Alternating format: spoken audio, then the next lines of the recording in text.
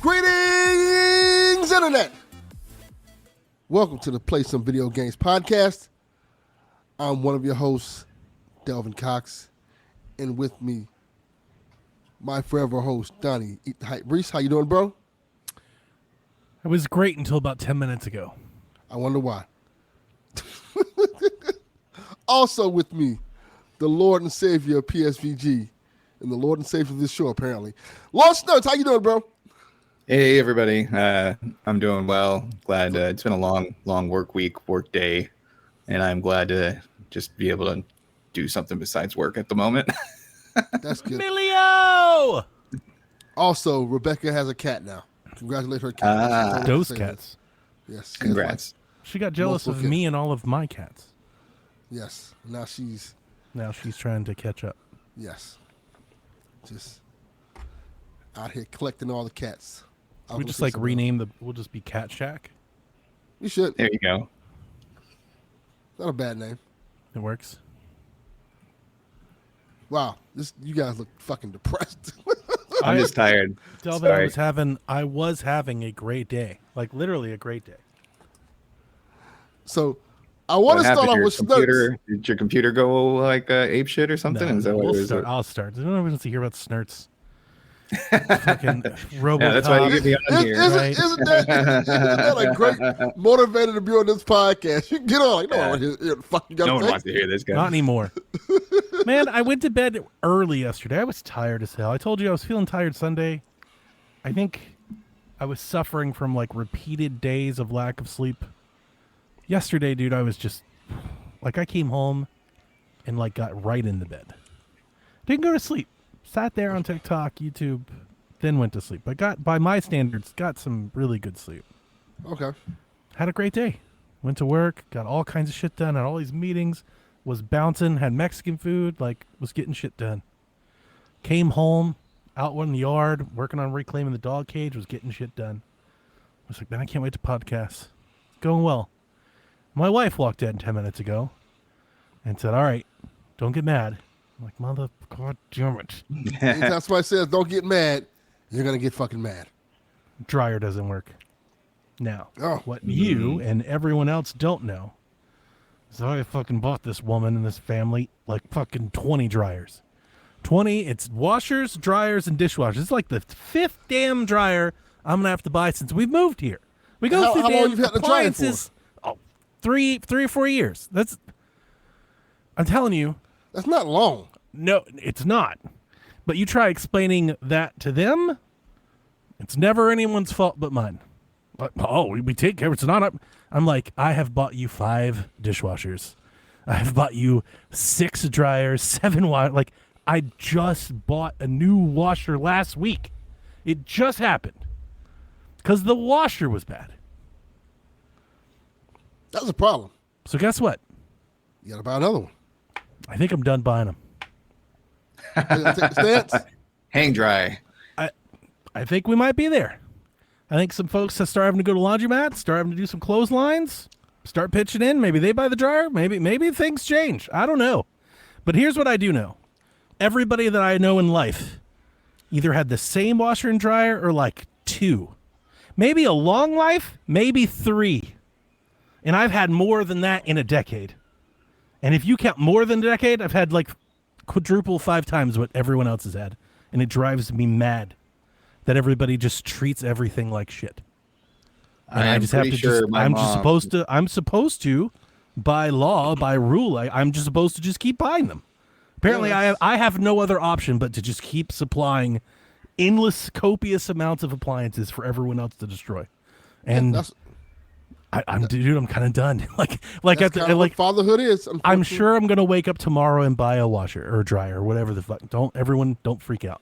Freak out. But in this moment, I'm just like, dude, I'm so fucking tired. Go to the laundromat, get a wash bucket, hang a clothesline. Like I'm just so done. I'm so done. How do you get people to change behavior? Find the crappiest dryer you can on like Craigslist and then buy that. And then I gotta move it. Here you go.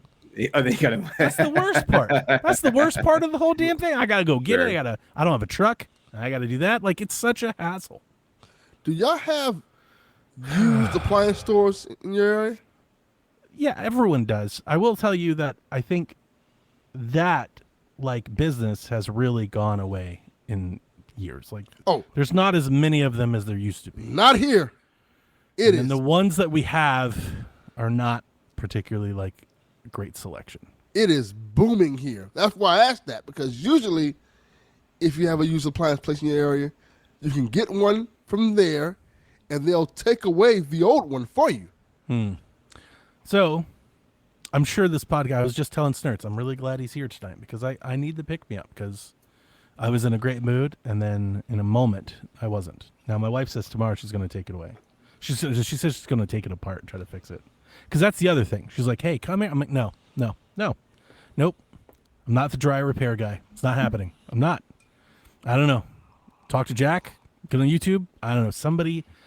It's just like, Delvin, you're older than me. So I know you can sympathize with me. Oh, yeah. It's just at some point, it's just like, I cannot just be constantly fixing everything for everyone else in life. Somebody fix the problem besides me. Donnie, they call me to fix problems at a house I no longer live in. It's just like somebody fix it besides me. Think about that. I feel I like no longer live here. I need like one dad reverse Uno card a year. Like just like reverse card. Like nope. That's on you now. Because tell you, it used to be not, honestly, 10 years ago, I didn't really mind. Because you get a dryer at Home Depot for $3.99 with free installation. But those days aren't the same anymore. The washer I bought last week was $5.99, and they charged me $100 to deliver, and they charged me $50 to take the other one away. And with taxes and everything, I paid like $830 for a fucking washer. Only for a week later, now the dryer's out. I'm like, God damn it.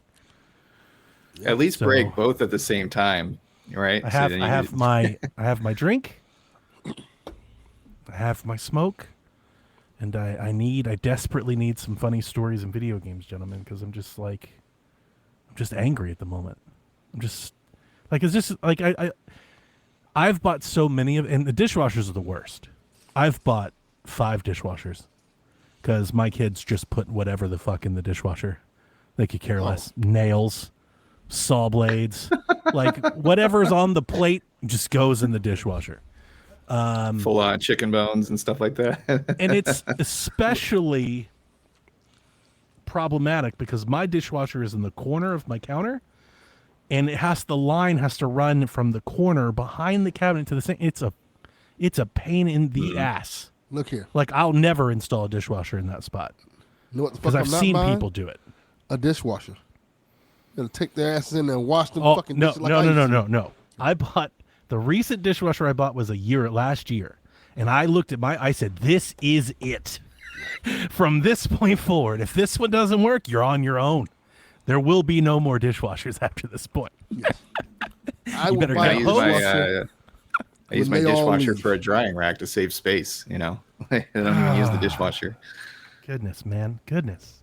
I know it's not that big of a deal. I always tell myself to be thankful to, like, I can afford a washer. Like, that's not the problem. I hope that's coming across. It's not that I have to buy it. That is not the problem. It's that I keep having to buy them. Yes. Right? And it's not about whether you can afford it. Because there may come a time when you can't afford it. So you have to take care of the shit you have. Yeah, but there's no like, I don't know. There's never a culprit.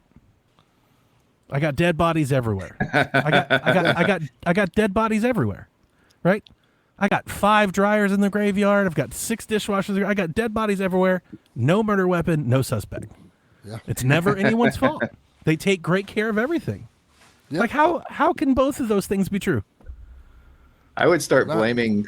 I'm being gaslit. Like I feel like I'm going it's insane. It's a raccoon. Look outside. The raccoon's out there. It's like the aliens did it. It's like, what the fuck, man? What the fuck? Like, what the hell did I miss? I feel like it would be completely different if, like, they walked in the room and were like, "Look, man, we're really sorry.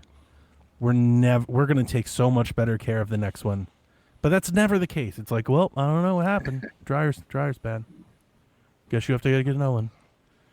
I hope my wife is in chat. I know if she is, she's angry right now. But if she's not, then that's why she hasn't typed. But because that's how it goes. She's like, well, I need you to, somebody's got to, that's it.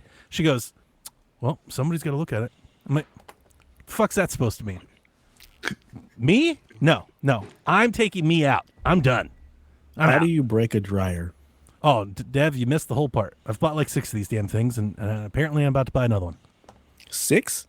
Oh, I would have to sit back and count. It's at least 5. I've bought this family at least 5 dryers in 12 years. At least. How? You put the clothes in. Don't press the dryer buttons to do the time. You empty the lint trap. How do you break them? Guess how it didn't break. It wasn't anything they did ever. They take perfect care of all of them. Yes. We just happened to buy 5 terrible dryers and dishwashers and washing machines. It's that damn raccoon. I'm telling you. I mean, I just replaced my dryer but it was because the belt went bad. Thank God I have the same refrigerator. That's the silver lining in this. Refrigerator's yet to go.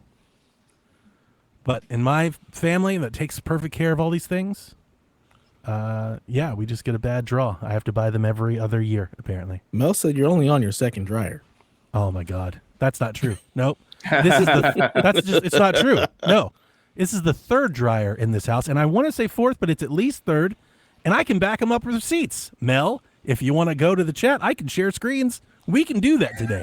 I have that kind of energy right now. You know why? Because I got a good night's sleep last night.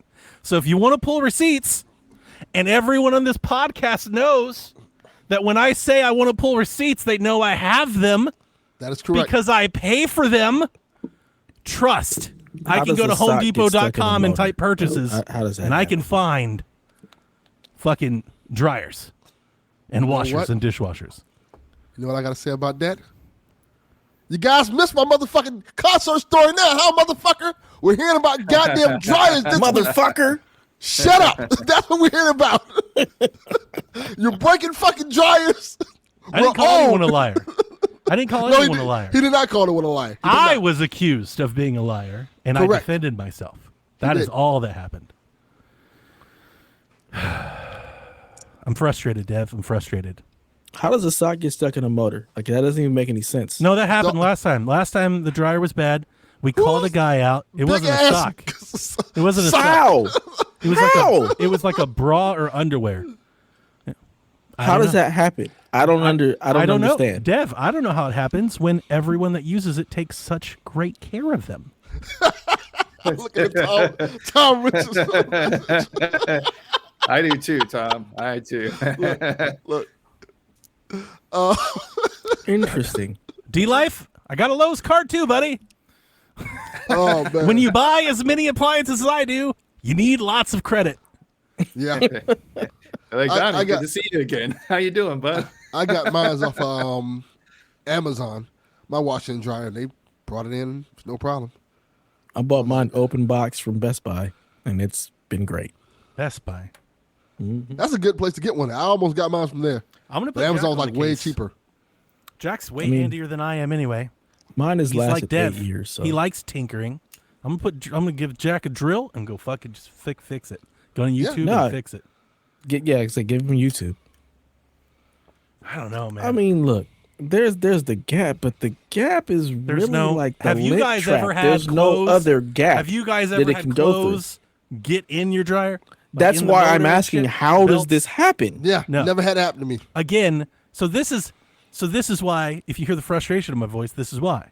Because when you live in an insular home, in a family unit, you say things, and then people are like, that's not true. I've been gaslit into this. I've been telling her and my kids for years, nobody else lives this way. It's just, they're like, this. Everybody does this. I'm like, no, they don't. You don't understand. People buy dryers for life. Yeah, so I bought my first dryer in 2016 when we moved out to Bakersfield.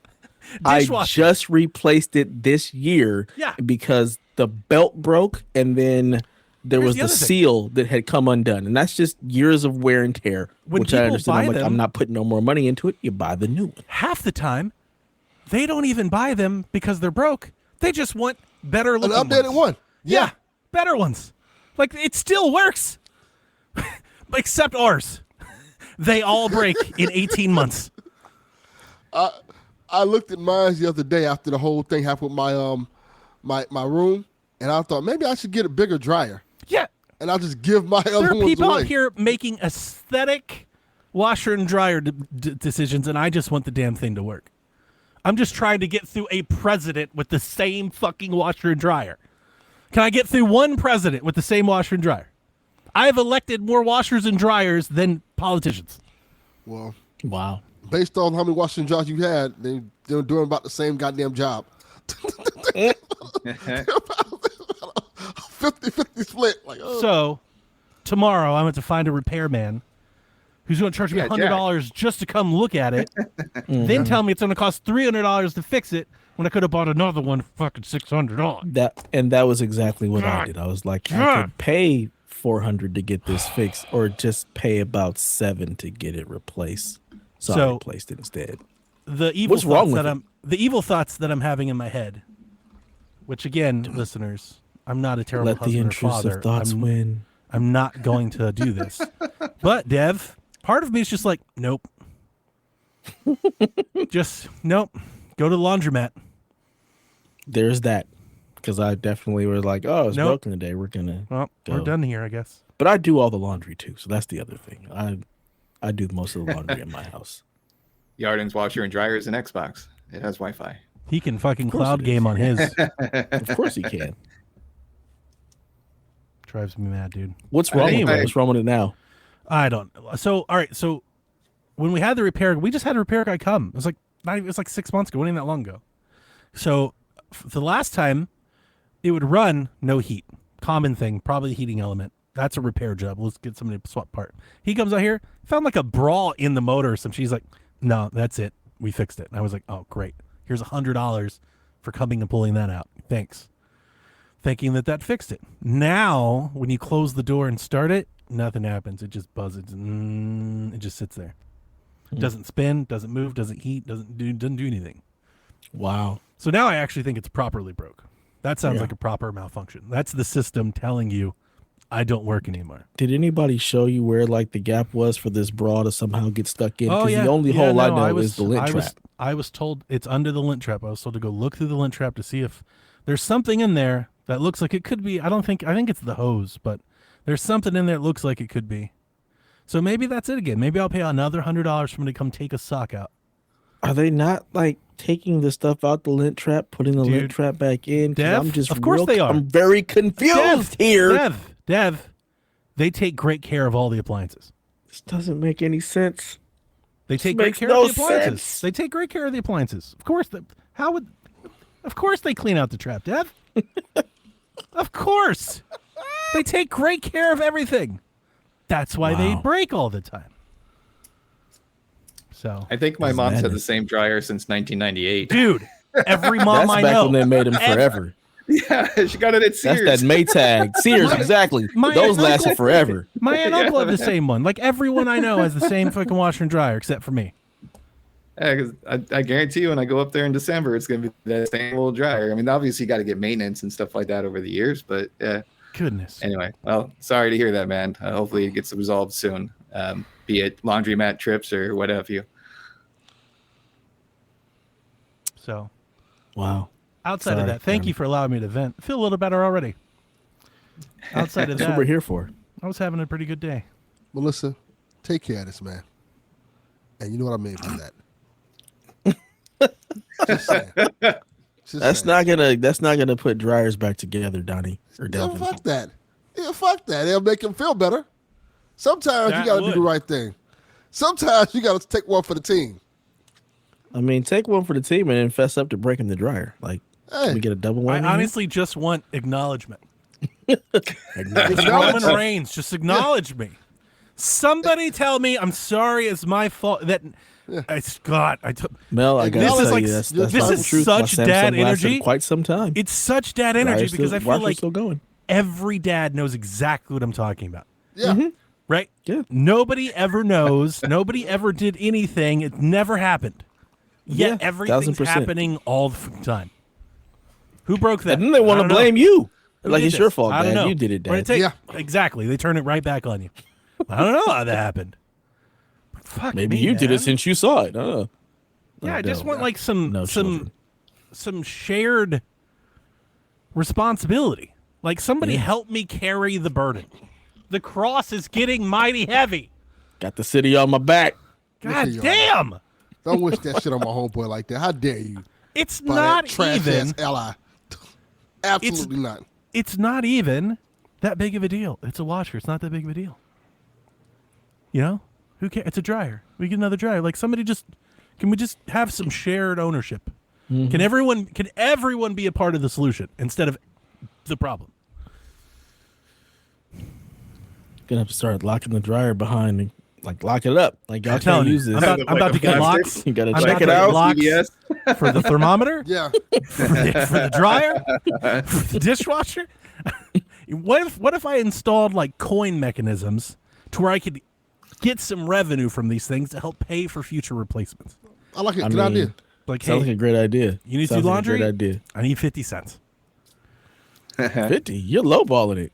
That's so cheap. $1.25. Look, you start doing that, you're going to have other people trying to come to your house to do laundry. It's not 2003 anymore. I don't know. No. Laundromats. I had to go to the laundromat when my dryer broke probably like 2 months ago. And no, it was more than 2 months ago. It was June-ish. And look at this. It was like $1.25 to wash and like $2 to dry. I was like, what the fuck is going on? I'm the one taking it apart, she says. That's after I just refused to. I'm not.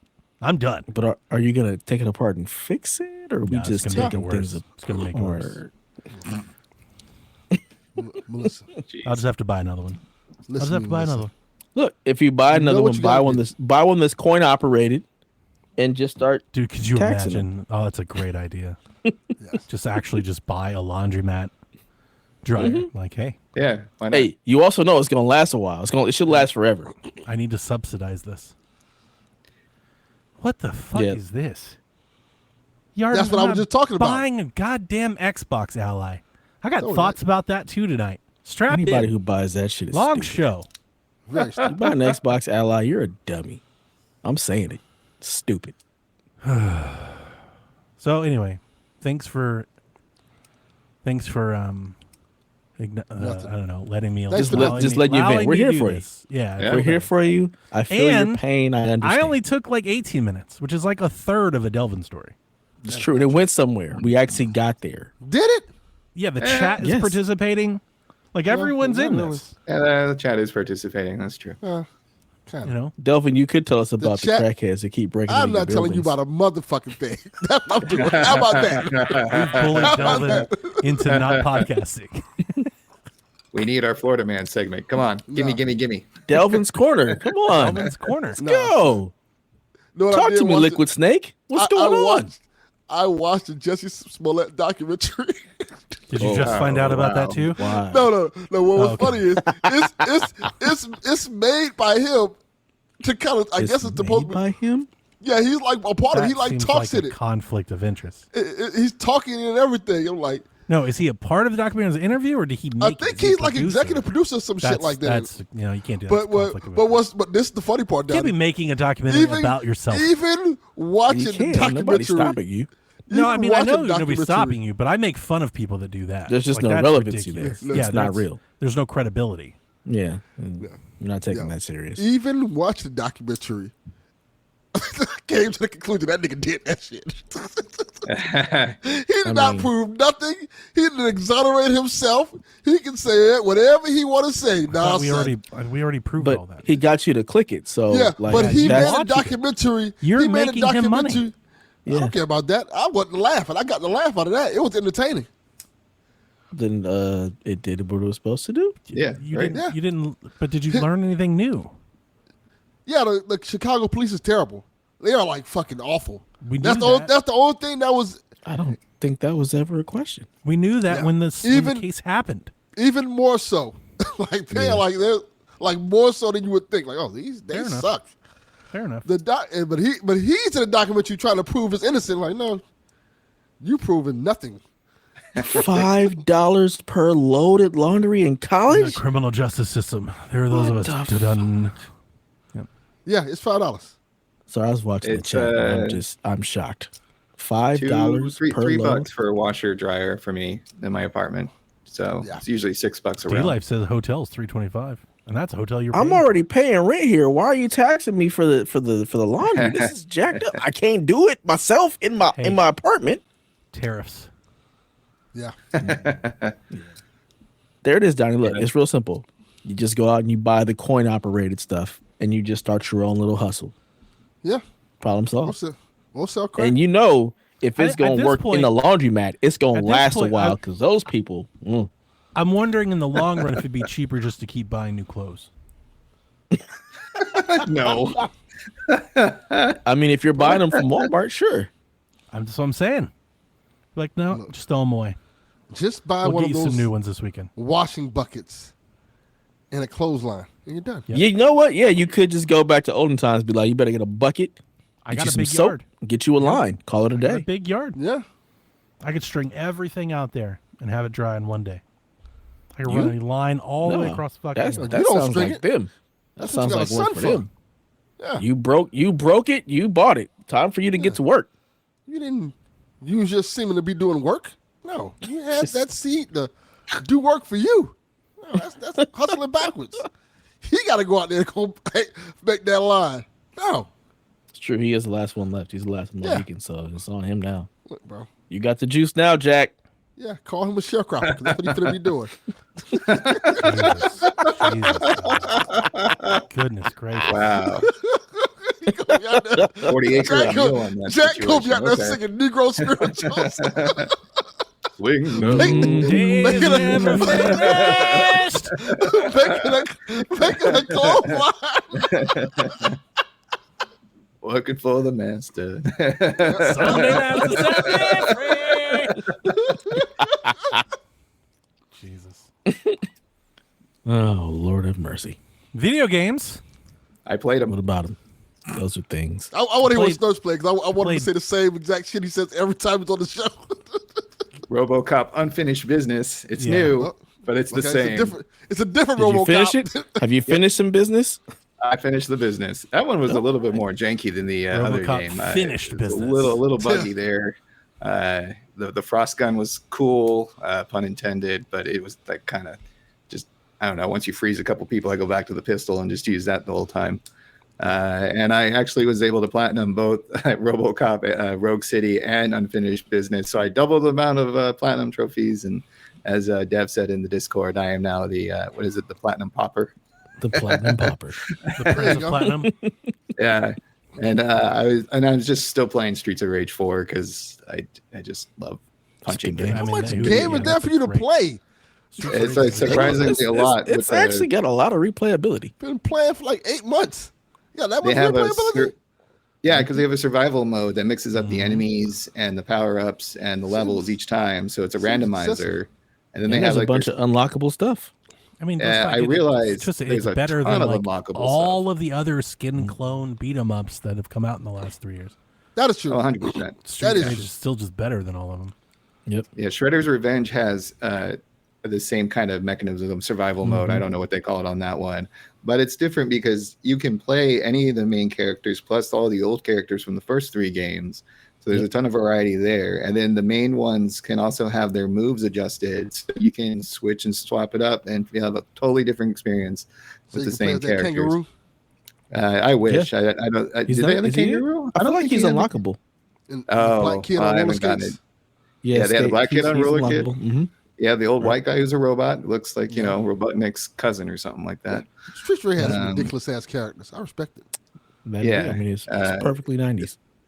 But we got some games that came out recently. So I've been eyeing Gears of War Reloaded, and I also was that looking one? at that Metal Gear Snake Eater game. I've never played any of those Metal Gear games. Snake Eater. Play that one too. With the quality of life improvements to the gameplay, it Never sounds like played? something I could actually The enjoy. quality of Yeah, I life never played any. improvements? You mean that it runs like ass? That's what the. Oh, is that what it quality happens? of life- It only runs like ass on PC. It runs great on busted. PS5. There Which you go. one? Snake Eater. Metal Gear. Oh, Metal Gear. Oh, I don't know that. I played it on PS5. It ran perfectly. That shit looks Yeah, beautiful. Well, on PC. Delvin, it's if it didn't run perfectly, I don't know that you'd be able to tell us. I would otherwise. notice because Gears of War does not look as good. Oh, really? It plays good. It does not look as good as Snake Eater does. I played them back to back. That's how I know. Gears also not great on PC. Yeah. Let's all get hype for Xbox coming to PC, guys. I don't know why we're like surprised by this. There's like almost no PC games that run well when they first come out. Like it's so rare. It is becoming. I think it's becoming more of an issue. Yeah. Like Unreal Engine 5 has not helped that situation at all. No, not at all. Yeah, Metal Gear. Let's see here. I think Metal Gear is better than Gears. Yeah. Like as far as how well it runs, I'm pretty sure.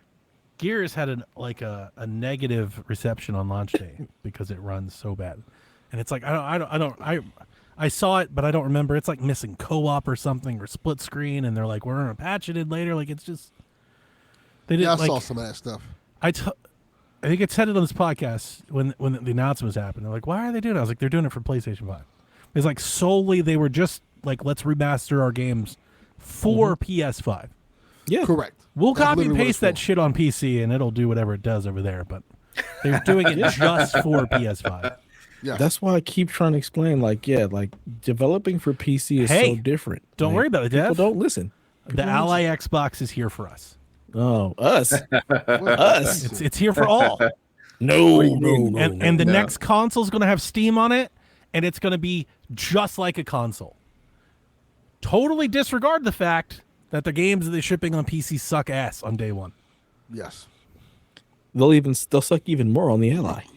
But they'll be great on PlayStation. If anything, this weekend should have taught everyone wanting an Ally to buy a PlayStation. Yeah. You could get a PlayStation and a Portal for the same fucking price as the Ally. So just buy a PlayStation. You hear that, Garrett Bland? You might want to just hold on to that PlayStation. Just saying. Buy a PlayStation. I mean, it's just yeah. I got access. It's an investment. Microsoft. It's going up. Yeah. That's true. Yeah, they buy a praise PlayStation and and a Switch. Way better. I mean, that's the dream right there. The PlayStation and the Switch. That's what it is. That's what you should have. I know I'm beating the dead horse, but I couldn't let go of the fact that not everyone, those still on the Xbox boat were like, it's going to be great. PC, the best of all things. We're getting all the exclusives. First party game they've put out since that announcement, just bad. Like just runs, missing content. It's Gears of War 1. Yes. Right. The first one. Not a it's brand already new one. Been made for PC once. It's the remaster. Yeah. It's the remaster. Mm-hmm. Terrible. Yeah. Crazy.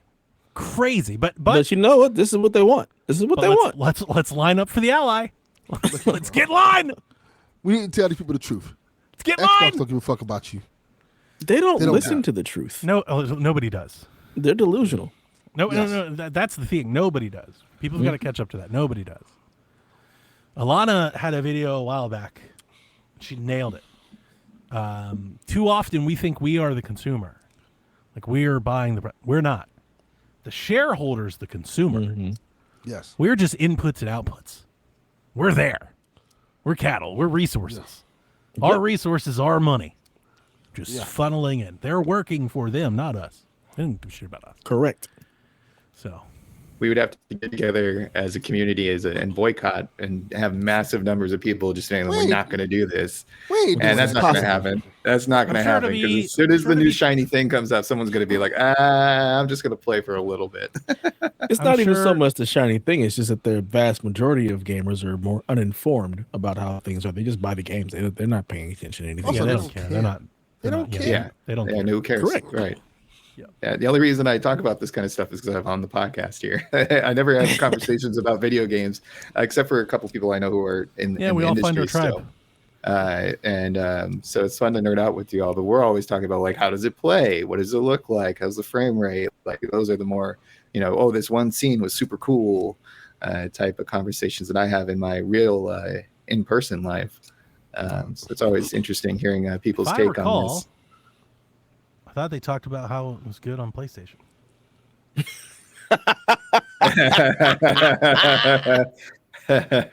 Did I miss that? Yeah, both are doing good on PlayStation. Metal Gear's playing a little bit nicer, smoother, it sounds like. That's what I was saying. I played Metal Gear first, and I went directly to Gears. Like, oh, Metal Gear looks better.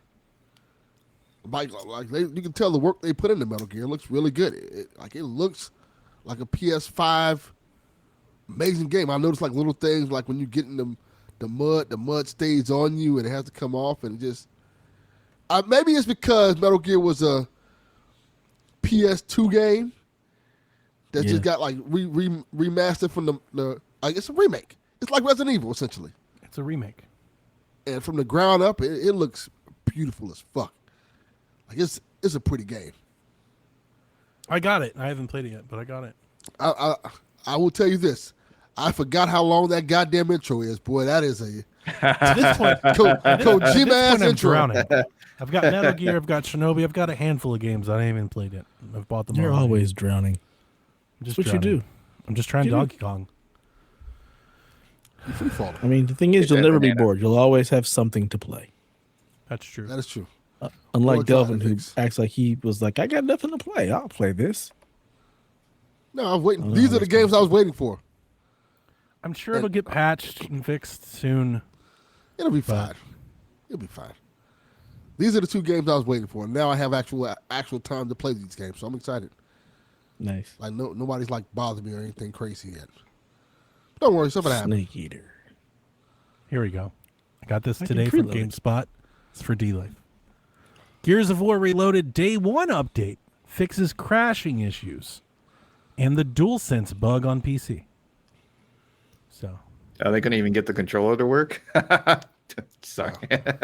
Good Lord. D-Life says it's running great on Series X. D-Life, nobody has Series X anymore. Yeah, it was 10 years ago running great on Series X. It's the first Gears. Look, I'm sorry if that upsets anybody, but I feel like I have higher standards for Xbox remastering Gears 1. Yeah. Like, especially, again, it came out in 2015 already. It's a remaster of a game that was great when it originally launched. Yes. We're talking damn near 20 years old at this point. There should be no problems with it. Yeah. Like, they should have released it on PC and it should just be great. That should be the standard for a game like that. I just thought they put in it's not like they're putting in story. It's not like they're recreating it. /PS5/Xbox Series X update. That was it. Yes, this was yesterday. Wait a minute, what is today? No, this is today. Gears of War Reloaded has major Steam issues and Microsoft is investigating. The third-person shooter lacks split screen despite previous marketing materials suggesting it would be included. They like, come on. Do people play split screen on PC? For Gears? I don't know about PC, but for Gears, yes. Gears, yeah, that's a big How? Yeah, for Gears, that's how? It was like no, I get for Gears, but like on PC? This is on par with remember when they did Infinite and they were like no split screen? Like, what are you doing? Like what are you doing? Who does this? Microsoft does this. That's who does this. So I'm sure it'll get patched up like everything in the PC world. And here's the thing, D-Life. If you're upset that we're not pointing out the positivity, I'm not even upset at them or Gears. That's really not the point. The point is, this is just the life of a PC gamer. This is just what happens. As Dev points out, as we point, this is not this problem. Metal Gear has this problem. Stellar Blade has this problem. Dying Light had this problem. Like, they all on PC are like this on PC. Yep. And yet, here's why I bought Xbox Shinobi on PlayStation. hurling towards adopting PC as a platform. People are like, oh, it's going to be great. Be just like my console. Well, which is insane because their launcher, like the games in the Microsoft PC launcher are trash. They're worse. They're the worst version of the game. Like, that's unequivocal. That's fact, proven factual. They lack DLSS features. They lack upscaling features. They lack graphics options. Most things. Changing the settings actually doesn't change anything. But a lot of them do. And it feels like they're in conflict with themselves. You know? Unless you're just all about that PC life. That ROG Ally, baby. Let's go. So, yeah. I'm playing Madden. On Xbox. I was about to say on what? Yeah, a couple weeks ago I had the luxury, the joy of picking up a Gears Xbox One X. The One X. You didn't already have that? Ago. I had the Gears One S. I had the Cyberpunk One X. Okay, that's right. I always wanted the Gears One X because I love it. It's a gorgeous console. I had the controller. I bought a controller, but I never got the console. I wanted to buy Sean's, but Sean sold his for big money, hundreds of dollars. I got mine at a pawn shop with the original box for $75. And I was like, this is awesome. One, goes on the Gears collector shelf, right? So, like, that's easy, $75. Two, now I can play Rock Band better because it's just better than the 1S, right? Awesome. But three, as I was sitting there thinking about it, the 1X Rock Band is better than the 1S version of Rock Band. So the 1X is a legit good console. Like, it plays things at 4K. A lot of things at 4K 60.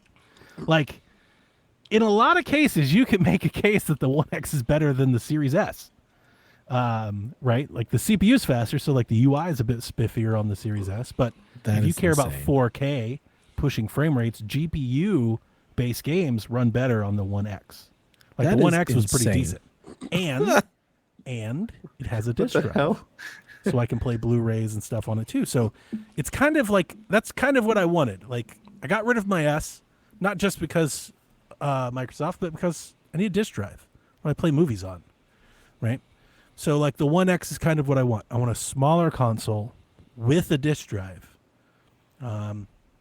So because it has a disc drive, I can pull out some of my old Xbox games. And as we've talked about in the past, every Xbox disc game is dirt cheap. So I bought Madden 25 because Madden on Switch 2 isn't, off to a stellar start. I bought Madden 25 for $6, and I've been playing it all week. 4K 60, running great. I'm sitting there, I'm like, yeah, I understand why people didn't upgrade to the new console. Why? My Madden plays fantastic.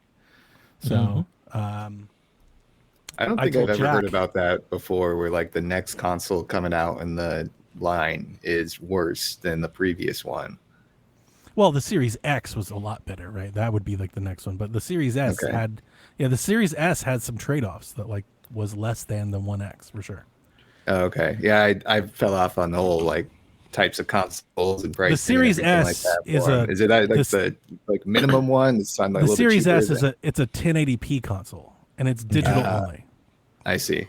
So it's fast. It's got an SSD and stuff in it. Like, it's better, but it can't push games like the 1X did.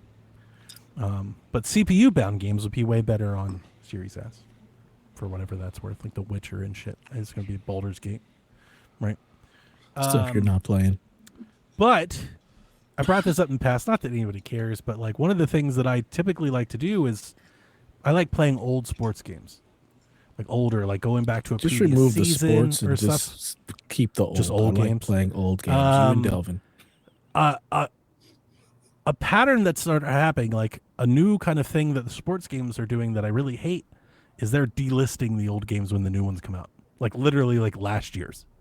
So like right now, if you were to go on Steam or Xbox, you can't buy like 2K17. You just can't buy it. It's not for sale anymore. So having the disc drive allows me to play some of those, which I appreciate. So this little $75 splurge that I've had has it's worked out for me. I've been enjoying it quite a bit. Very nice. Very nice. Mm-hmm. Delvin, you're playing Snake Eater, playing Gears. Yeah. They look great. Anything else you're playing? Any other fun stuff? Nah, I'm good. Okay. So I'm playing. I'm enjoying those games. Those are good played games. Played a little bit of Breath of the Wild. How does it feel to press R1 to reload? What? Yeah, you're never going to finish Breath of the Wild. Nope. Yeah, I am. No, you're not. You're going to be stuck in Snake Eater land and Gears land. Nah. Almost Gears isn't that long. Doesn't count. Gears isn't that long. So? That's true. And Snake Eater can wait. I'll pick up Gears. I'll get it on Steam when it gets real cheap, but I just replayed Gears 1 like 3 years ago. I don't need to play it again. Yeah. I easily can. I'm at the point with Breath of the Wild where I can easily just like finish the game like in a day or so. So what are you waiting on? Oh, I haven't had time to play Metal Gear games at Solid. all. That's what he's waiting on. Well, that too. But Right. I haven't had time to play games at all. That was the problem. Now I have time to play games. If they want to remake Gears 2 and 3 for PlayStation 5, I'll be They will. I'll be a day one on those. I don't know why they didn't just do a trilogy. I know why. Because they want to sell them to you separately. I want money. Because they want to sell them to you separately. Could have been like $100 for the three of them, you know? And get the remastered Ultimate Collection on PS6. They'll do the collection after they sell the individuals. Mm-hmm. Then they'll have the Game of the Year collection. Bastards. The bundle. Just like Tomb Raider.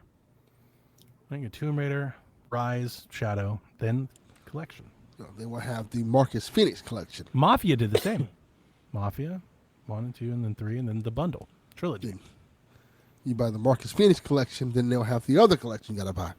I'm legit happy that anybody is like, if anybody out there is finding Gears, I'm through the moon for it. I love Gears of War, so I'm happy for all PlayStation folks jumping into to the coalition. Or the Xbox transplants that are on PS5 now, just reliving it again. They're happy. Yeah, They're so they have happy. nowhere to They're go. Like, no, because that person that traded, that person that when Shuhei was like, "Here's how you trade a used game," and he handed it to Adam Boyes, when that Xbox fan was like, "I'm buying a PlayStation," right now they're like, "I was right." Mm-hmm. They're just sitting there and they're like, "I was so right." Those idiots. I got Forza, got Hellblade, got They've been Gears. sitting there wandering the desert for 12 years. Here I am. PlayStation 5, Portal, Last of Us, Returnal, Ratchet, and now Gears of War. Yep. And Forza. So, PlayStation, good we on don't them. got to make exclusives. We got their Smart decision. Smart decision. We have our exclusives whenever My they show up, dumbass- and we got all your games. My dumbass went PlayStation and went back.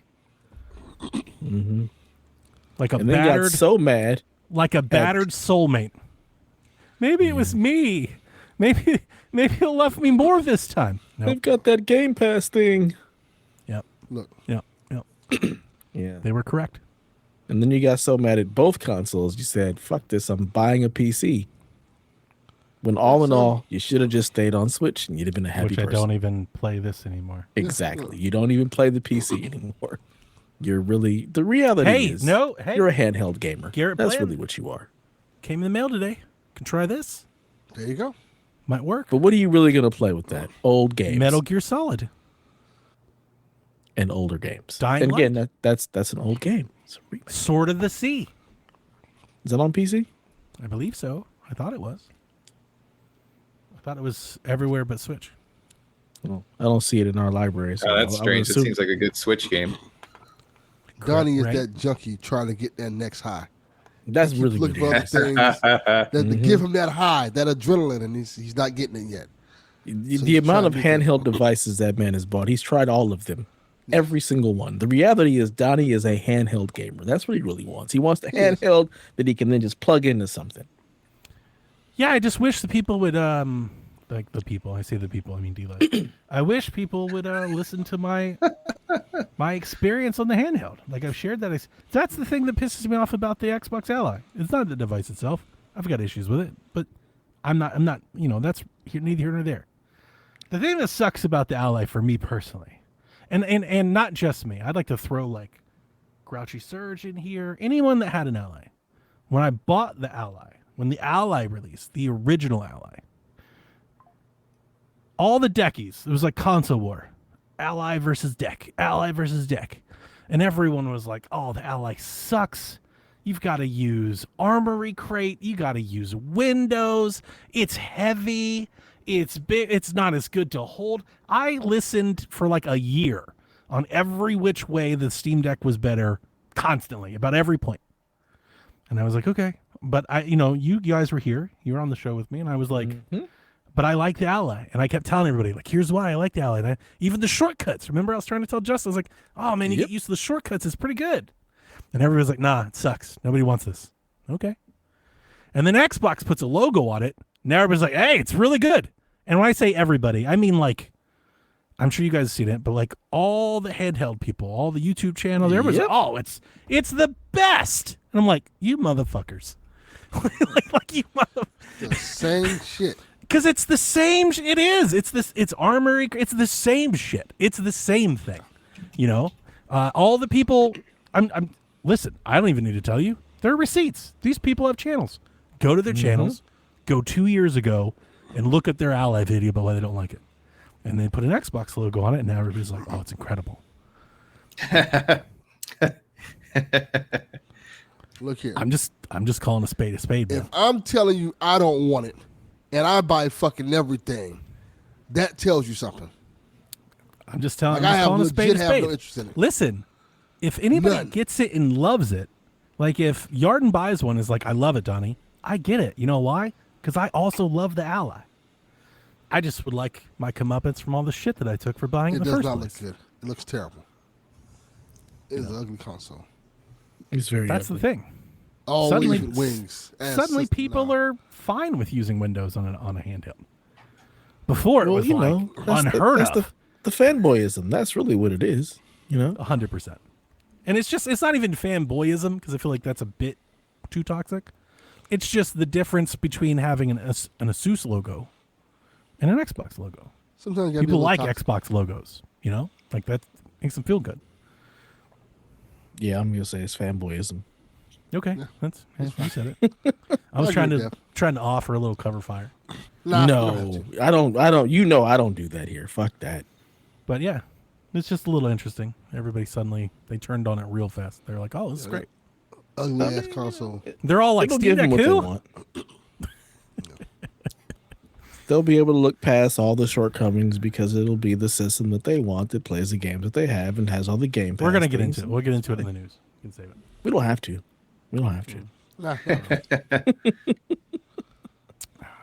I was Let's late. hear more about the dryer. No more. Fuck that. I was late today because, as Delvin and Donnie told me, my wife is leaving me. Yes. Every I need Friday. to hire a PI because she's always gone.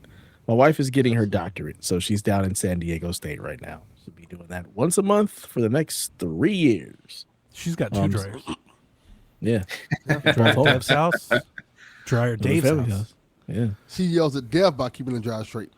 Right. Yeah. That's fine because all the money, look, everything comes to me. I'm good with it. Just keep showing up the money. Show me the money. We good. But yeah, so I had to feed my son and get him ready for his bath, and we get home way later than we usually. Single mom do who now, has 2 jobs, who loves family. But I'll be using this time where she's gone to play some video games. So I'm gonna play some Shinobi. Video games. Imagine that. It's crazy. What a You're concept. the dad from Smart Guy right now. Yeah. We freaking made a podcast called Play Some Video Games where we bitch about Florida, evictions, dryers, St. Thomas, anything but video games. That's what we do here. The sum. We played some. We do here. We met our quota. Some.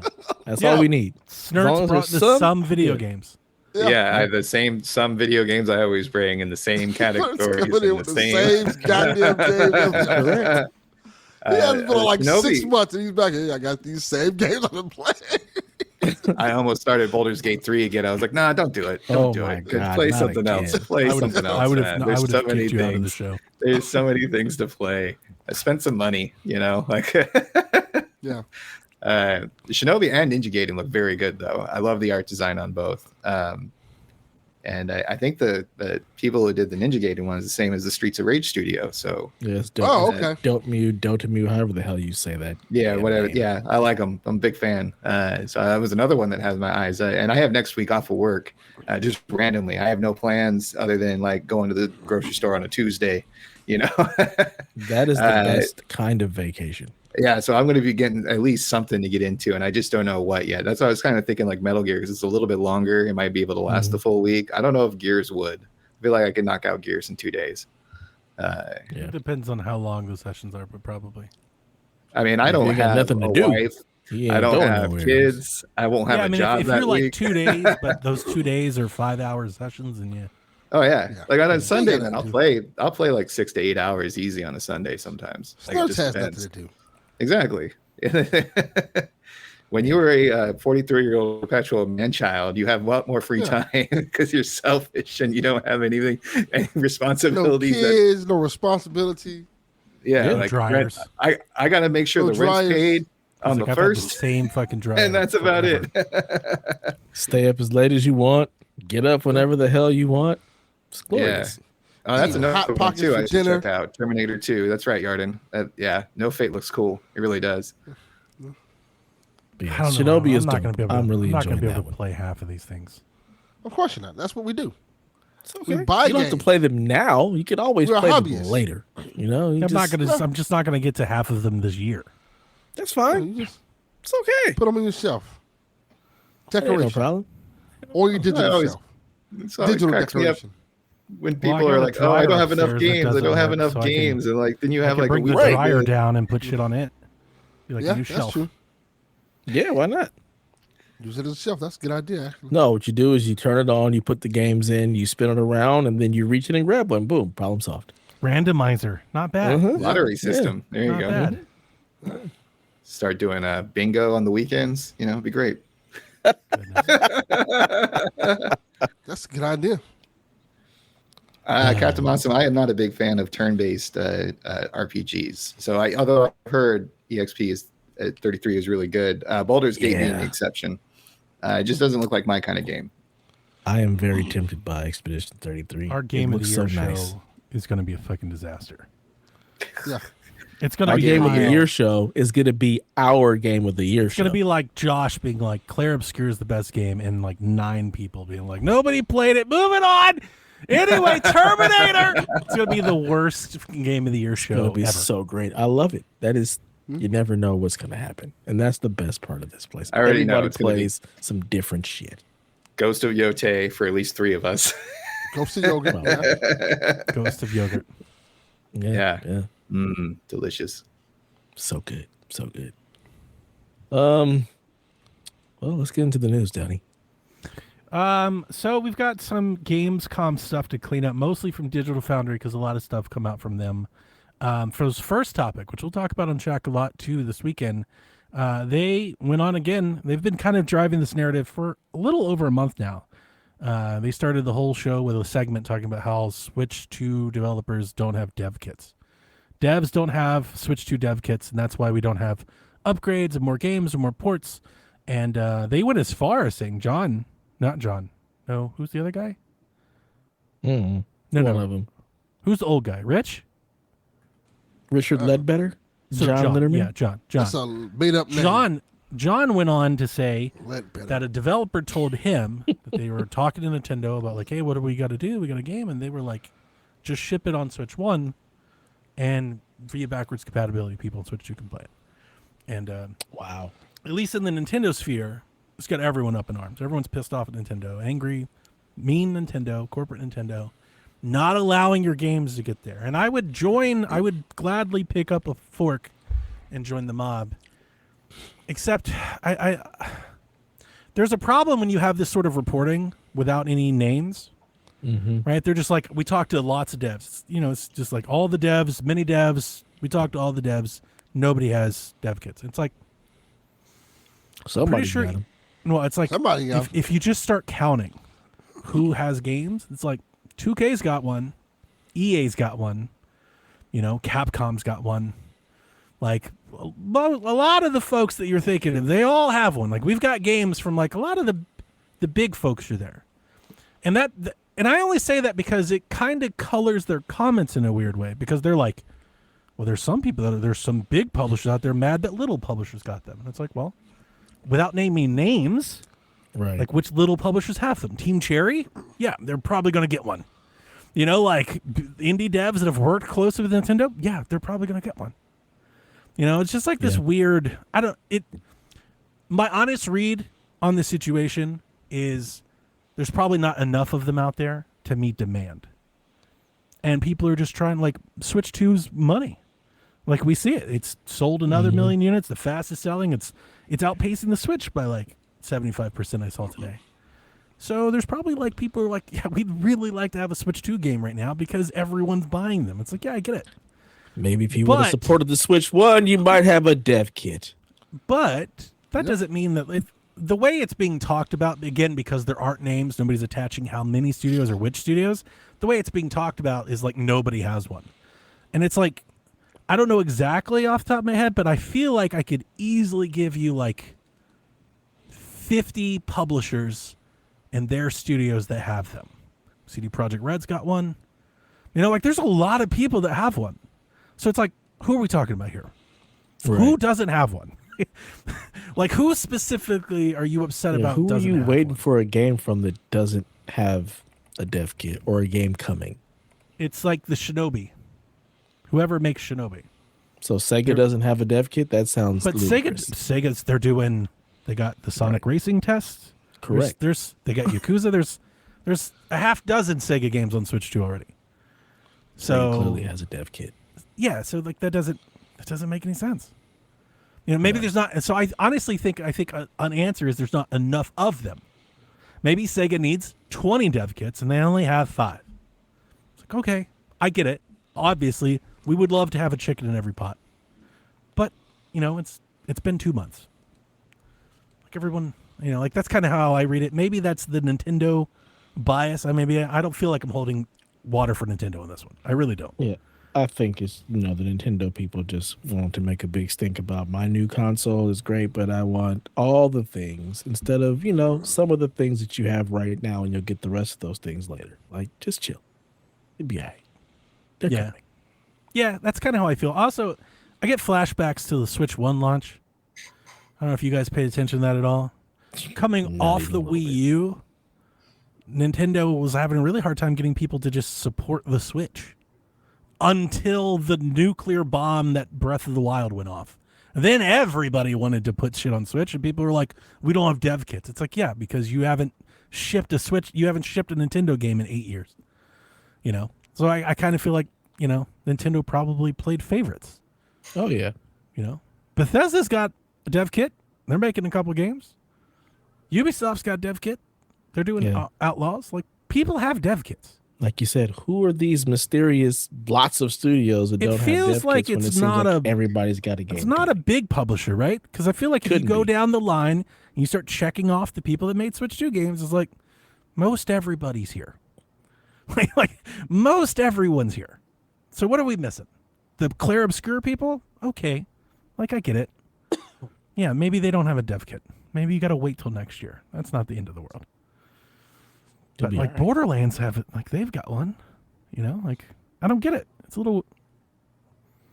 So sounds made up. That's a part of it. It doesn't sound made up. It sounds like when they say water cooler talk. Yeah, like exactly. It's fodder. People complaining, yes. like for complaint's sake. The thing thank you so much, Snerts, because that's like when you're reading it, nobody is saying that. Everyone's just like, fuck Nintendo. It's just like, how about you read what he said and like think about it for, I don't know, 20 seconds? But, it's just pitchforks. People are angry. And I'm not mad at them. Go be angry. Maybe Nintendo will make some more dev kits. I don't know. It's not my problem, but I just don't feel like I'm sure they would want to, if the demand is there, provide when they can. I mean, that doesn't, why wouldn't you want people making games for your console? Like, I still think they're working on their back end. I think there's a lot of reason to suggest that. A lot of games don't have DLSS. A lot of games aren't taking use of all of the features, not just third-party games, their own games. I have said this, Delvin could back me up because he's on the show with me. I've been saying it since before it launched. I kind of seen the Switch 2 as kind of like a soft launch. Like they had like the launch to like get it out there and get it going, and then they're going to like come back with like the launch when they were like, no, here's all the games now. And it's Black Friday, and we're going to push the shit up. We got Pokemon. Here it comes. So I kind of feel like they played favorites. They picked the ones that they trust the most. They let them in early. And while they're trying to work out upgrade packs and cartridges and game key, while they're trying to work it all out, piracy and everything, they're just going to kind of hold down the fort a bit. It's ultimately, people are mad about Nintendo for being Nintendo. Nintendo's always done this. Right. They're not necessarily the most dev-friendly. It's not like an open published platform. Everyone gets something. Like, they've never done that. Like you go all the way back to the 80s. They're very controlling. So I guess that angers people. Dev Alex is very excited about Microsoft's efforts to try and solve stutter struggle on PC with their new shader cloud delivery optimization centralization thing. Did you read into that? Did you hear that? Absolutely not, because I don't ever experience shader stutter, so I don't give a fuck. Stutter struggle is real. Yeah, I believe it. I just never see it, so I don't understand enough about it. But my basic read on it is, my layman's read is Microsoft wants to like centralize shader delivery across, not just for them, all Windows PC game storefronts. So essentially they'll have a server in the cloud, or you'll put your shader config, I guess, for different hardware profiles. And then when you download a game, it'll ping that server, figure out what matches, bring that down, as opposed to the game itself trying to do that. That was my read on it. I don't know if that's right or wrong. I don't care enough to know if that's right or wrong, but that was basically what I thought. How does that help me if I'm playing the game and I'm offline? I don't know. Yeah, you have to download it one way or the other, right? Yeah. All I know is I load up South to Midnight, it compiles shaders in the beginning, and I don't encounter Alex is very excited about it, if that means anything. Like he's one of those people who's always seeing the shaders. I'm playing a game so fast and running through stuff, I hardly ever notice any shaders. That any of that I just stutter. let my shaders compile. Yeah, I do too. I start the game, I see the bar, I go make some coffee, and then I come back and exactly. play the game. So, and then as we kind of alluded to, hands-on with the Ally Xbox have been really positive. In the Portable Pros channel in our Discord, we've got a lot of folks that are really into the portables. We've shared a lot of these same channels forever. Retro Game Core and the Fox and all these people that do all of the handhelds. And they were all there at Gamescom. Microsoft flew them all out, and they all made a video about it, and they all love it. Like almost unanimously, like they all love it. I've heard like it's the best feeling handheld to hold. This is better. The Windows is, they all love it. So I have a couple opinions on the matter. I honestly just want to give Microsoft maybe some flowers. Whatever they've done, they've gotten more people interested in it than I think the Ally. So good job. Again, my basic read on it is, at least on those channels that are getting like spread around, generating all the headlines, all the YouTubes, they were always going to love it. It's the most powerful handheld. Like their whole channel is that. That's their whole channel, is just reviewing the next handheld. And whatever the most powerful handheld is probably going to be their favorite handheld, unless it just does something really bad. And this is the most powerful handheld. It's also really easy to love it when you didn't pay $1,000 for it. So I'm interested to hear what happens, what this sounds like in October versus now. Yeah. When somebody gets out of a controlled environment as well. I didn't hear a lot of what I saw, because I watched all the videos. I was very interested. Our chat, Xbox chat was going off, so I watched all the videos. Like the portable channels, all those names that I would throw out there, I thought all of their videos kind of had like a very similar cadence. Almost like they built their videos like off of like a fact sheet or an NDA or something. Like they almost had the same talking points, almost in the same order. So it felt to me, and if people are angry, I don't mean it to be, but to me it felt like marketing speak a bit. It's just like, this is just like they're all just kind of doing Microsoft's bidding. With the exception of Rich at Digital Foundry. He went on a podcast with Chris String, known Xbox hater, and Chris himself liked the Ally. So again, give Microsoft some credit. They've gotten people interested in this. But Rich was like, hey, it's still undercooked, which is something none of the other channels told you. Not Linus, not like everyone was like, oh, it's the best. Rich was like, hey, this is not ready for prime time. And I was like, interesting, because there were so few opinions on like, I played it and these are my thoughts. That wasn't it. It was a lot of Microsoft is saying this and Microsoft is saying that. And it's like, yeah, but what did you think? Rich was like, yeah, I went to the Windows and then I tried to come back and I had to reboot the whole thing or it crashed. And he was like, I started 2 games, because he was there more like, I actually want to test this, not just listen to you. So he started a game, went to the desktop, started another game, everything crashed. So I'm not saying it's bad. I'm just saying it's not October yet. They're still working on it. It's still got some bugs. So I was not excited, but I was interested in at least hearing like what I felt like was some real opinion. And I don't think we got a whole lot of that in like the marketing blitz. But again, people are excited. Microsoft has not actually confirmed the price yet at all. We think we know what it is based off of leaks, but they've not said it. So again, very easy to be excited when you're not thinking about how much it's going to cost.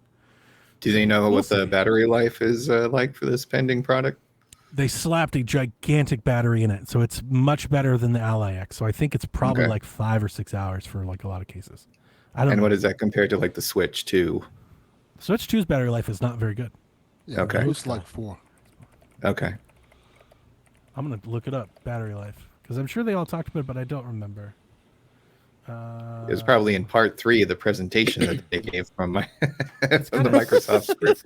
It's got a 60 watt-hour battery, which I thought was double what is in the actual Ally. In the actual Ally, I was getting like the Ally X was a big improvement on that part. I was getting about 3 hours on the Ally X. On the original Ally, dude, you were getting like 50 minutes. What? Thing. Yeah, really? That's correct. Yeah, it was pretty bad. Wow. I thought the Game Gear was bad, just sucking up AA batteries. It was very Game back Gear in the day. Can't get through a baseball game without the batteries going out. D-Life, tell us what you thought. What is the battery life? I'm trying to find it real quick, and I don't see like anything good. All I'm seeing is how big the battery is. It's much bigger than the actual Ally. So it also, though, I think it has a higher power profile too. I think it runs at 35 watts at max. So it might chew through that battery. That's why it's so damn big. Like thick. Like it's wide. Because they just slapped a giant battery in the back of that damn thing. So. Cakes. But again, give them flowers. They had some hype. There's some positive stuff out there for the thing. I've seen even on my Blue Sky, several people are like, I think I'm going to get one now. Like, they're winning some people over. I will give them nothing. Lumines, Arise. Got a PlayStation 5 and Steam demo. It's out for 1 week. So you have until September 3rd to play it. So if you're excited for Lumines, there's a demo out there. Go play it. Cool. I do want to play that, but not a demo. I'll wait for the full release. That arrives November 11th. PlayStation Plus for September. Your Plus games are Psychonauts 2, Go Xbox, Stardew Valley, and Viewfinder. Return to Cinder. No, Dev, you know you want to play all 3 of those. You're going to be there day one in Viewfinder trying to figure out those puzzles. Not even a little bit. No, I'm good. Speaking of PlayStation, I might actually not even claim these. Herman Hull says, could you like, I don't like these. Can I have a refund on my month, please? Credit me back. Can you prorate me for a month? Just take this month and add it to the end of the term. I'm going to skip this month. Free for years because I would be skipping the majority of these games. Like I look at my collection and I don't even recognize it anymore because it's all these free games I get every month that I never play. Well, I don't buy them. I add them to my library because that's what I'm paying for. You open your library, you see a bunch of games you didn't want to buy. Yeah, correct. Oh, sorry. I mean, you can sort. You can sort them and just hide all the PS Plus games. That's what I do. Yeah, my I could PS Plus expired like 2 months ago, and I don't even miss it. You know, it's funny that you bring that up, Snerts. When I was setting up my Xbox, I had a very similar thought. I went into the library, and I was like, it's really hard for me to discern what I own versus what I don't own. Sure. Because when you go to the Xbox library, there's just tabs across the top. And it's like installed games, owned games, Game Pass games, EA games, free trial games. There's like 10 categories. And then there's the 360 games, the One games, the X games, the Series games. Like when I was on my Xbox, the One X, again, damn console's 8 years old? It's old now. I load into it to my library and it's showing me Series games to download that I can't play. Huh. It's a little weird. It's like, this is it. It's like, you got to really jump through all the filters. When you filter the stuff out, does it save the filters? No, it does. It just takes a lot.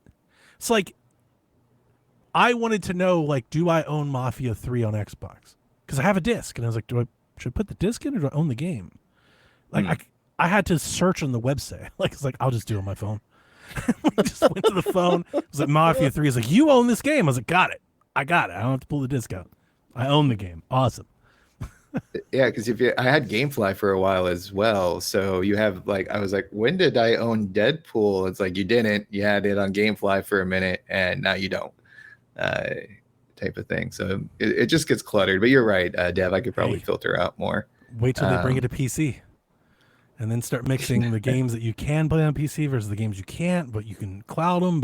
And then you start adding other launchers into it. But here are your Steam games and your Epic game. Oh my God.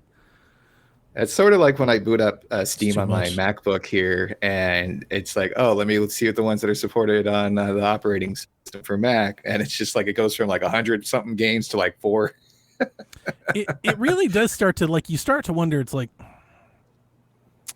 I should just like give you $5 a month and be able to play everything off the store. What are we doing here? Like, we both own everything now, you know. That's when Delvin can check out those hentai games for free. Because he has his $5 a month subscription. Hentai golf. Nah, I'm cool. Okay. Herman Hulst had an interview with the Financial Times where he said, I don't want teams to always play it safe, but I would like for us, when we fail, to fail early and cheaply. Of course, this was in response to PlayStation's live service push and what happened with Concord's fate and everything. And he did say this, and I thought this is important, maybe, pretty explanatory, but still important to have said. The advantage of every failure, speaking Concord, is that people now understand how necessary that oversight is, because they were talking about how they're going to have to keep closer eye on their studios and what they're doing, be more involved, a bit more hands-on. So realized that, hey, maybe we should be making this shit. Didn't say anything about not doing the live service stuff. That was nowhere to be found. That's the lesson that should be learned. They'll just be monitoring the live service stuff. Let's just fail right away. Just be like, let's just immediately fail, then cancel it, then start over again. So instead of failing with 5 games, we failed with 10. I respect it. It also kind of reminds me of someone being like, oh, when I'm climbing this rope, I only want to fall and break my arm. I don't want to fall and break both my legs. Yeah. Microsoft is adding cloud game streaming to all of their tiers of Game Pass. I think it's all of them. Maybe not the low. I don't know. I don't care. But they're adding it to more tiers of Game. I think Game Pass Core, I think it's the lowest tier. And I think you get Game Pass. You get streaming now. You can stream. So before, you could only stream if you had Ultimate. So now you can stream if you have Ultimate or PC or Core or Gold or whatever the fuck they're calling the 18 other tiers. So yeah, food stamps. If you have Game Pass, you can stream stuff on cloud now. So go grab your phone or an iPad or something. Play your games from anywhere. Play anywhere. Xbox. Play anywhere. Cool. I'm cool on that.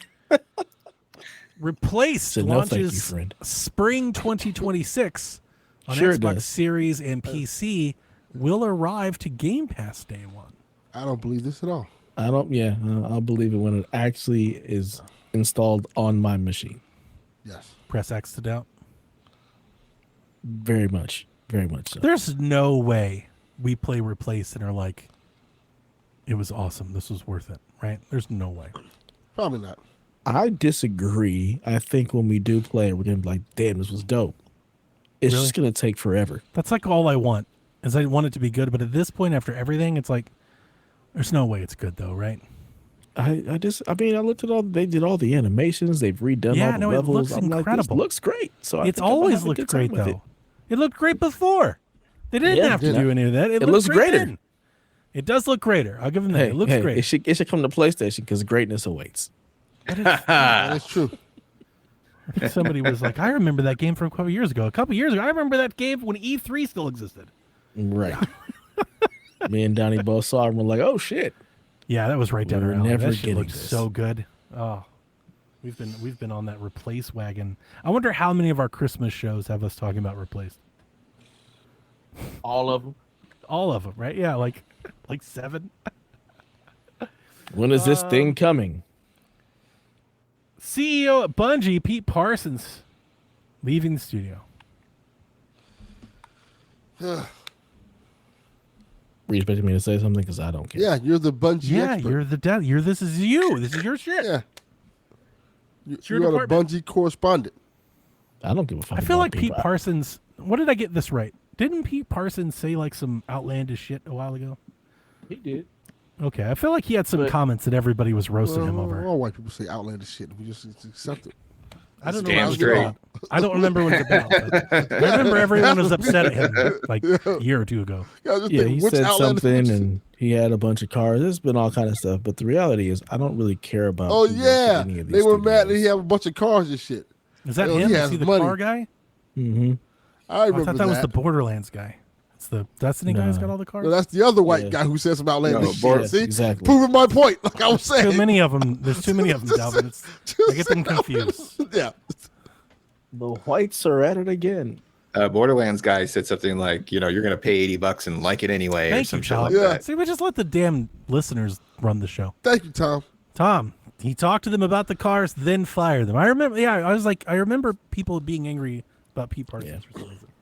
I think people have been over him for a while, but again, he don't make. I think it was Jeff. I think Jeff was roasting him pretty good one day. Delvin. Strap in. The Acclaim Direct is on September 10th. I'm super interested in this. I want to know what they're going to show because as I was telling Donnie, interested or curious? Both. Because I think super curious is true. I don't know about interested. I'm both actually because I don't know. I'm curious. What could they show you that would make you excited? Yeah, that's what I'm trying to figure out because I wonder if they're going to get these licensed games they had because Acclaim was known for their licensed games. They're not going to do that. That's a couple they probably could get. I would think. Jam? Probably. Did they do that? They did that, right? Yeah. Narc. They did the home console version of NBA Jam. Yes. Yeah. Nobody's making NBA Jam at the moment. Arch Rivals, I think they did. Narc, which is the precursor to NBA Jam, sir.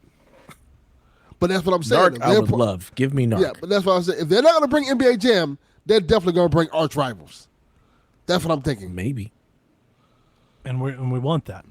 Yes. Narc, of course. Arch Rivals. We want Arch Rivals. You think I don't that's think what we the want people Arch Rivals. And we want BMX XXX. Well, that's. I like that. Hey, I'm excited that you're bringing this energy. Let me look up some of these Acclaim games. They had a bunch. They had a bunch. Most of them were trash. Let's bring back the Quarterback Club. You want that? Yes. Kind of do want Quarterback Club back. Yeah. I know you do. Kind of. Yeah. No, actually, yeah. Yeah, just bring it back. Delvin, I'm on your side. Quarterback Club, baby.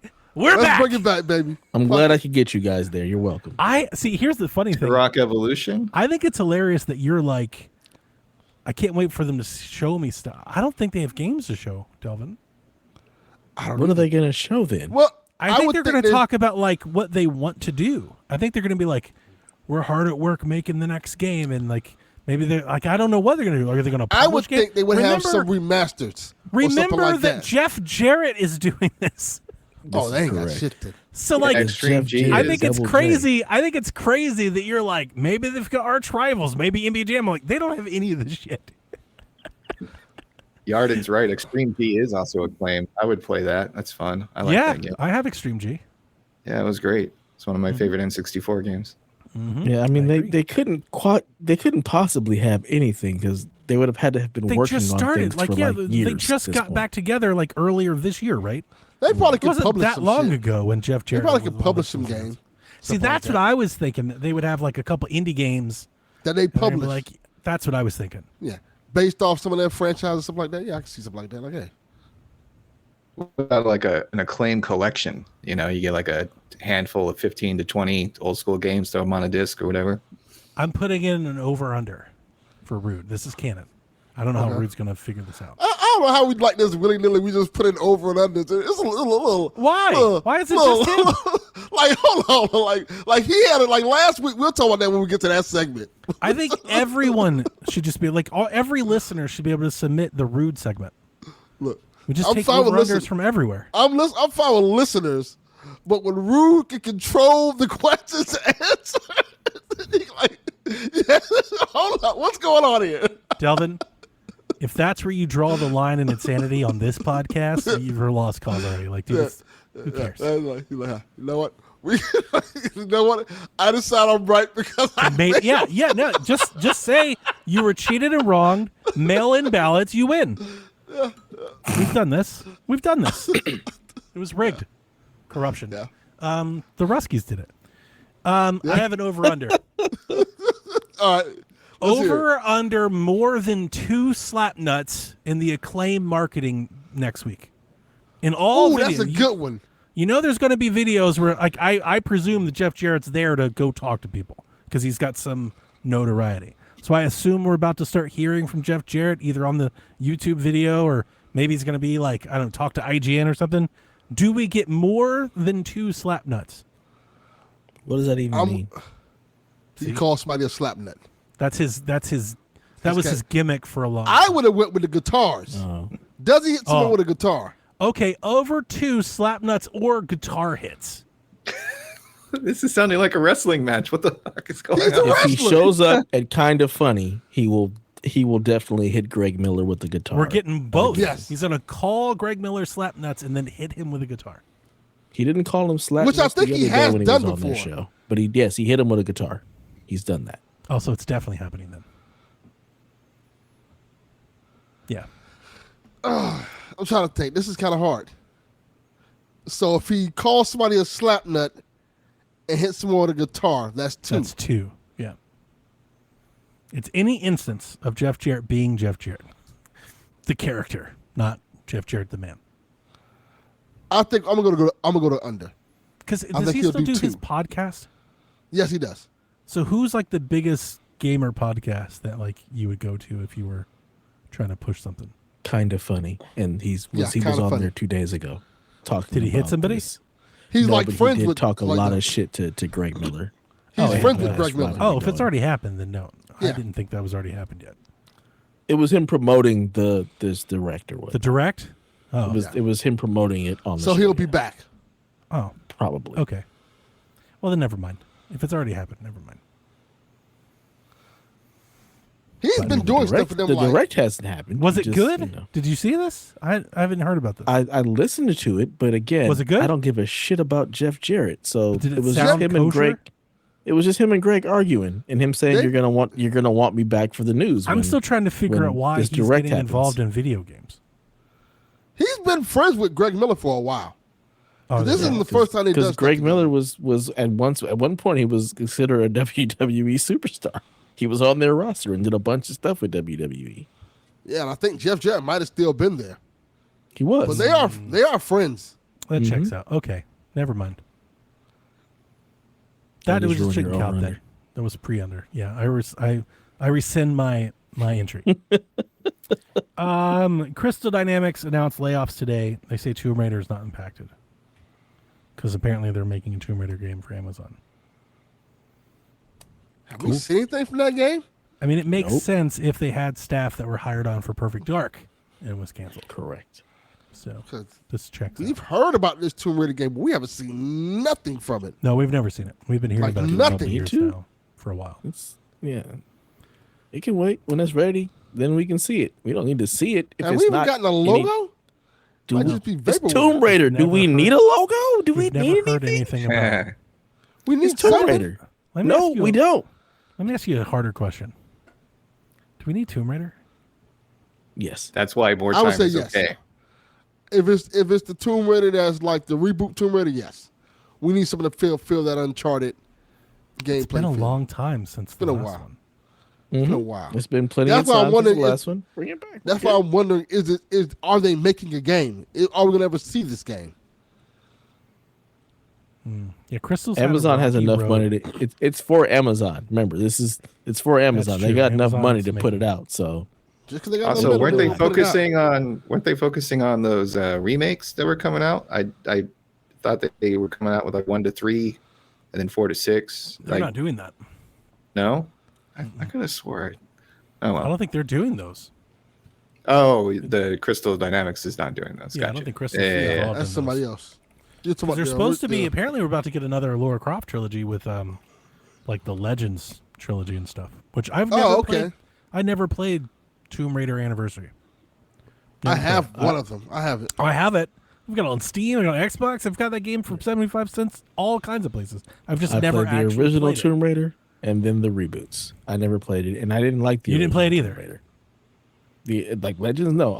Like I said, I played the original Tomb Raider on PS1 for like 30 minutes. I was like, and then I played all the reboots, which I absolutely love. I played the first 3 Tomb Raider games. I never played the Legends, and Underworld. And all Anniversary is a reboot of the first one.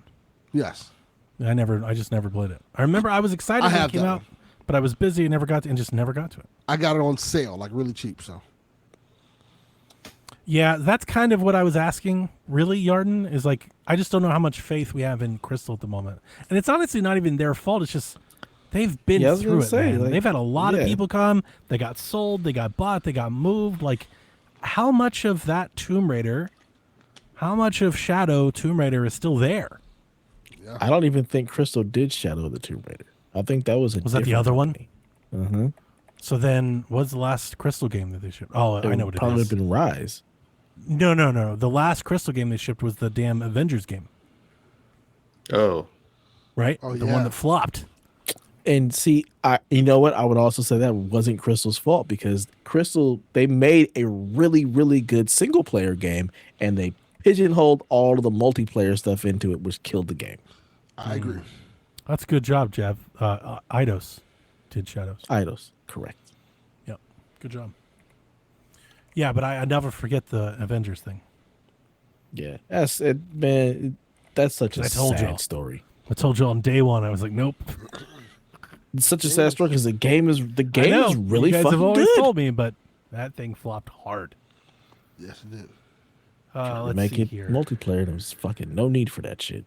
Marvel's Avengers Shadow, yeah, which was 2018. Wow. I mean, that's about how long it takes to make a game now. 15 years. It's ridiculous. Yep. Aspire's doing the collection Snerts. There you go. Yep. Yeah, I'm also looking at Crystal Dynamics' website, and they have something called Tomb Raider Reloaded, which looks like a very cartoony mobile game. I played that. Inspired by the classic Tomb Raider titles. I played it.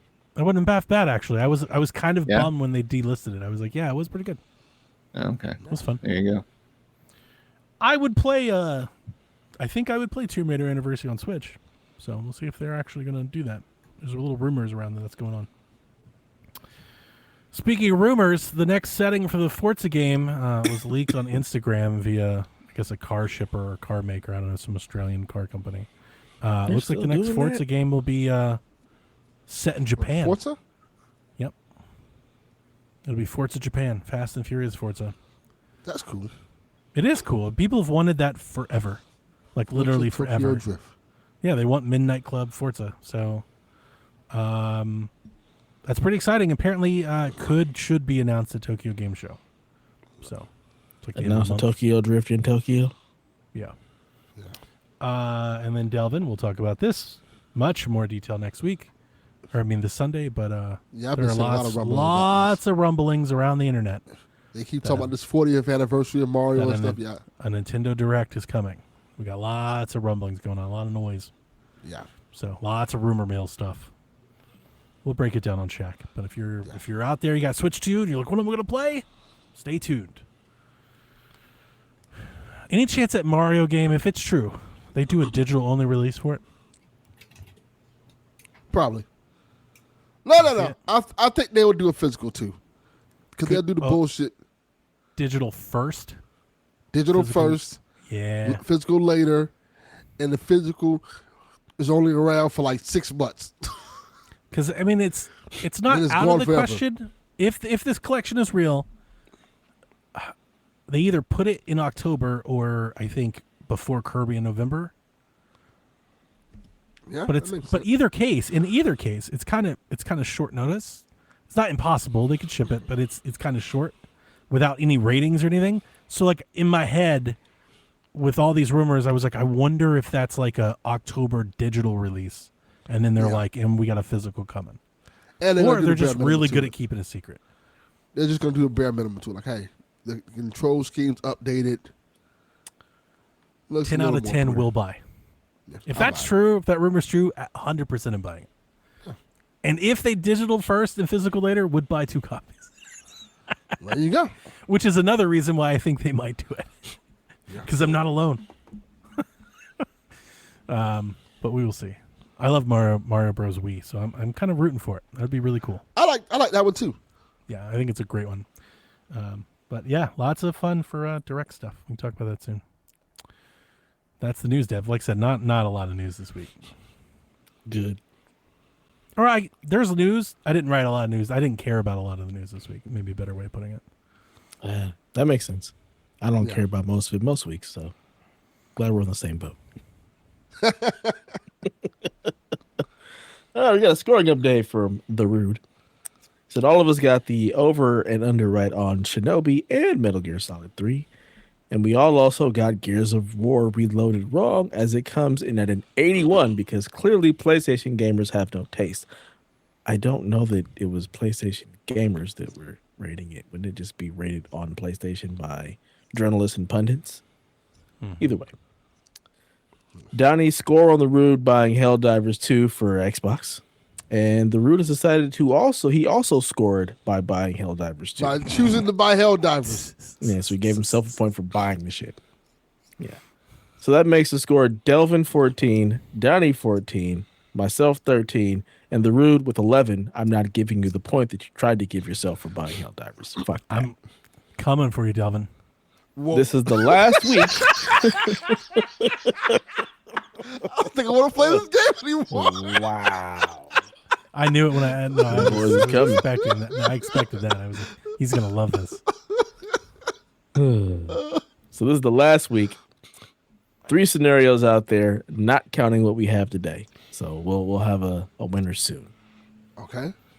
Over or under 81.5 for Lost Soul Aside, made by the Chinese developer Utizero Games, is described as a Devil May Cry-like game. The Rude is thinking over. The Rude asked this one back in May, but it did get delayed, so the Rude is bringing it back here for a refresher. I don't even know what that is.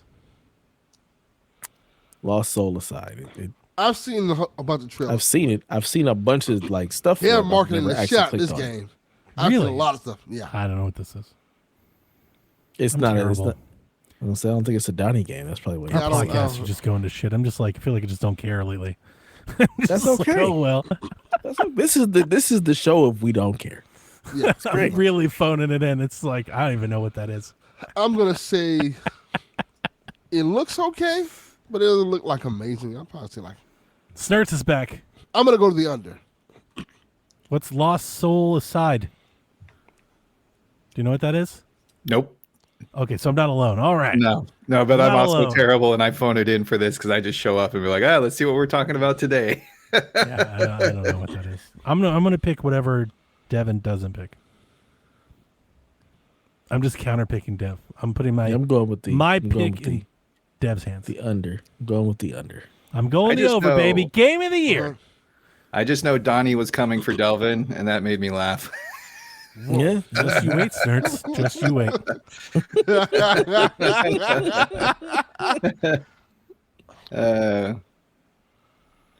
Man. And the last one, who you got? Damn it, D-Life. Couldn't have told me Notre that Dame before. at Miami. Notre Dame is a 2.5 favorite. Beirut is picking Notre Dame. Convicts versus Catholics. I don't know what the hell's happening here. Is Miami any good, Devin? Fuck. Oh, you Delvin? Delvin. I'm about to say, I don't fucking know. They look like they're going to be pretty good this year. What did they get for quarterback? I don't know. No, they got Georgia's quarterback. Yeah, they did. Okay, I'm taking Miami. Let's go Convicts. Okay. I'm taking Notre Dame. Drug money beats Jesus. News at 11. Notre Dame is ranked 6. And Miami is ranked 10. 10. Yeah, I don't think Miami's very good. But you're still taking them? I don't like Notre Dame. Fuck Notre Dame. So it's a hate thing. Definitely. Look. Hate. Let 'em hate. There's no actual scientific thought going into this. It's just pure hatred. There's no scientific thought going to none of this. So. They got Georgia's quarterback. They got Carson Beck, right? I don't know what That's his the hell name? that means. I think Carson this is- Beck. Carson Beck did not have a good year, and then he got hurt. But before Carson Beck, still pay attention to all of this shit. I really don't. Mind. But Carson Beck was here in Georgia, so it's kind of hard not to. That is correct. Carson Beck. Carson Beck, before he had a bad year, Carson Beck was thought to be like a top 5 pick. So all that told me is that the Miami Hurricanes, in the NIL era where you can totally pay players, they have a quarterback that was once thought to be a first-round QB, and I'm like, that might be good enough. Like, that's the analysis that I've put into this. I'm like, they have one good quarterback. That might be enough to beat Notre Dame. Well, I'm going to do like Donnie and counter him and go with Notre Dame. If you score what? I think if you score 18 points, you beat Notre Dame. Like, you don't have to score that many. That is true. Well, at least last year, because we played them last year, they had a great defense. Their coach is a Buckeye. One of our long-standing like favorite coaches. So Notre Dame has a good program. They're doing good stuff. I just don't. I googled Carson Beck, and the questions like Google comes up for him are funny.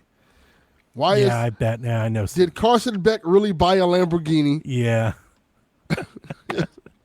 How many years has Carson Beck been in college? Delvin, bring back the U.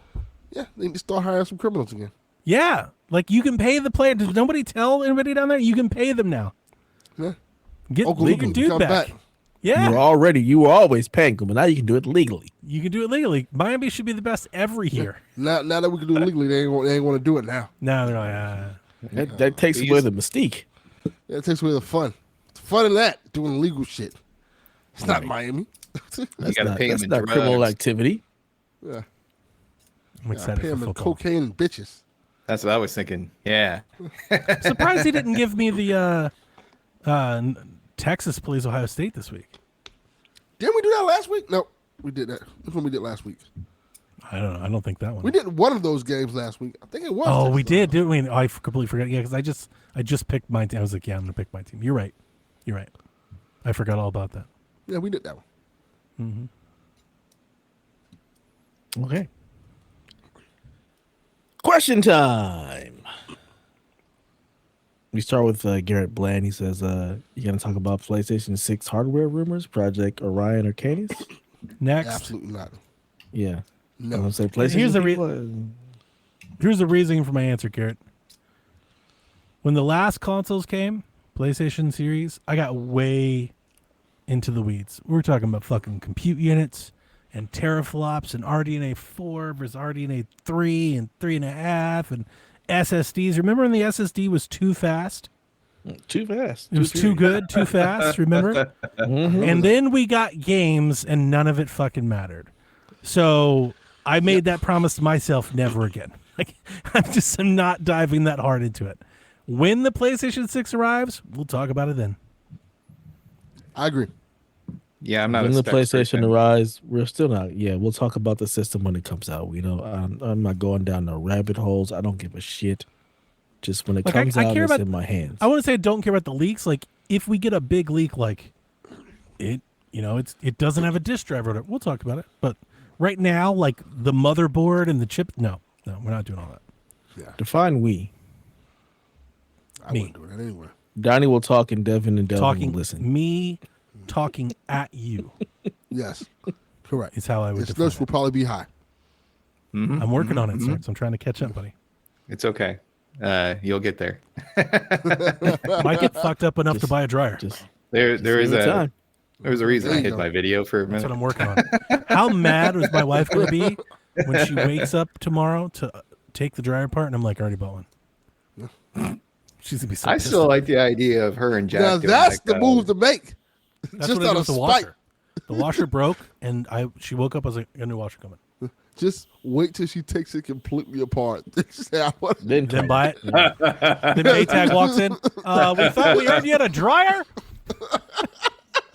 And then she actually fixed it, and she's like, "What now? You're gonna return the dryer?" Two dryers. Nope. Hey, we need to no. We're like you're gonna Cleveland break one of Browns. them. We're like the Cleveland Browns over here. We need a backup. Yeah. Okay. Stick that one on the porch. Yeah. Exactly. Take that dryer outside. We're gonna be using it. I mean, we can dry twice as fast. But you can only wash one thing. Anyway, whatever. Just find a way to make it happen. Sage of Lon Lon says, name 5 games you'd want to play less than Drag and Drive. There's no 5 games I want to play less That's than Drag and Drive. tough. I only have jerk face answers. Final Fantasy VII. Yeah, exactly. That was Okay. yeah, Wow. See? What's Tom's game? Or who was that in the chat? Claire Obscura. Take that, John 32. I respect Oh, no. Sorry, John 32. It's Captain Awesome. I don't play that either.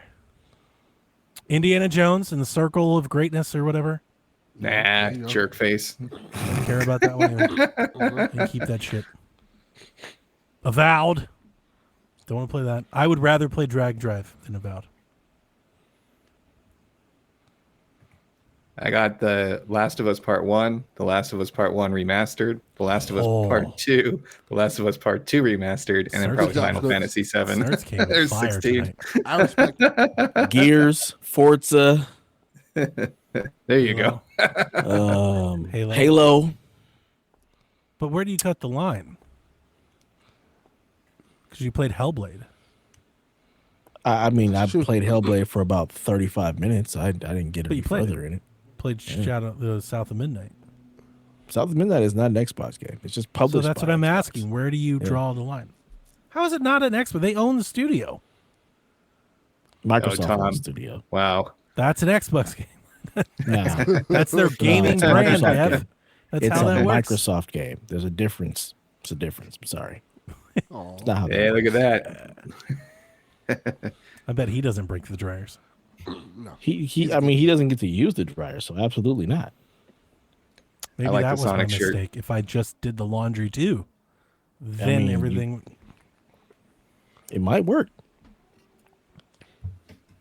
He wants to know what we're yapping Look at that about. awesome Sonic shirt. We're yapping about Tell them some we're talking about questions the and video shirt. games. And the They shirt. said they're talking about your shirt. They think your shirt is awesome. Thank you. All right, move along, son. Now he's milking it. He's milking it. It went from cute to cute to milking real I quick. don't know, but make sure the phone doesn't lock. Get out of Good here. job, kid. I'd rather Scamp. play Drag Drive than this year's Call of Duty. Ooh. Ooh. Give me the wheelchairs. Rather play Drag Drive than Elden Ring. Yeah, that too. Rather Sure, play Drag yeah. Drive than that fucking Avatar game. No, I'd rather play Avatar. No, I play Drag Drive. Give me You Spectrum realize this Mission wasn't the Basketball. question, though, right? Yeah. The question is, Name what do you want 5 to play less than Dragon Drive? Yeah, those games. Load Runner. Load Runner. Wow. Yeah, I know. It's one of the I games really that don't work like for Drag kids. Drive. I feel insulted by that game. I don't like. To me, it feels I like feel insulted by it. like a junior project. They were like, "Hey, we want to spend. I don't know. I'm gonna throw out a number. We want to make $100,000 game. You know, it's a low budget game. That's why they're only selling it for $20. The damn too much. Pokemon Friends puzzle game is like $30. You know what I'm saying? It's like somebody's senior project. Yeah, it's like it's kind of a nothing burger. Like I don't think they're upset if it doesn't sell well. They know it's not going to sell well. It just, I'm upset it exists. there's no money behind it. There's just nothing there. Watch I'm it not become the mad next at Rocket it. League or something like that. Because it's trying. Yeah, it's just trying to show you how you can use the Joy-Con as a mouse. That's all it's really. It's all it's intended for. It's a glorified tech demo at that point. They can keep that game. My problem with it is that it lacks any Nintendo personality at all. You know, it's like, you know, put some, at least like give the character skins. Let me put a Mario sticker on the helmet or something. Like I get you don't want to put Mario in the bad wheelchair game. Put Mario That's in the fine. wheelchair. They're not going to do that. 'Cause that's a Maybe cheap those game. are unlockables. You have to unlock those things. That's the problem. Like they That's don't how have you anything. get me in the game. Like, at Mario, least- Luigi in the wheelchair. do like at least do like courts. Like have the court be Nintendo. Like there's just nothing. It's just faceless black wheelchair basketball, whatever. Like it's just there's no Nintendo to it. Could have been an Aspire game for all we know. Like it doesn't look like anything. That was my only issue with it. Understood. You can play. They should have like DLC where you can play as Stephen Hawking. Just go all the way with Crazy. Wow. Governor Abbott, we get all the hits. Shoot the J. Shoot it. Yeah. I'm on fire.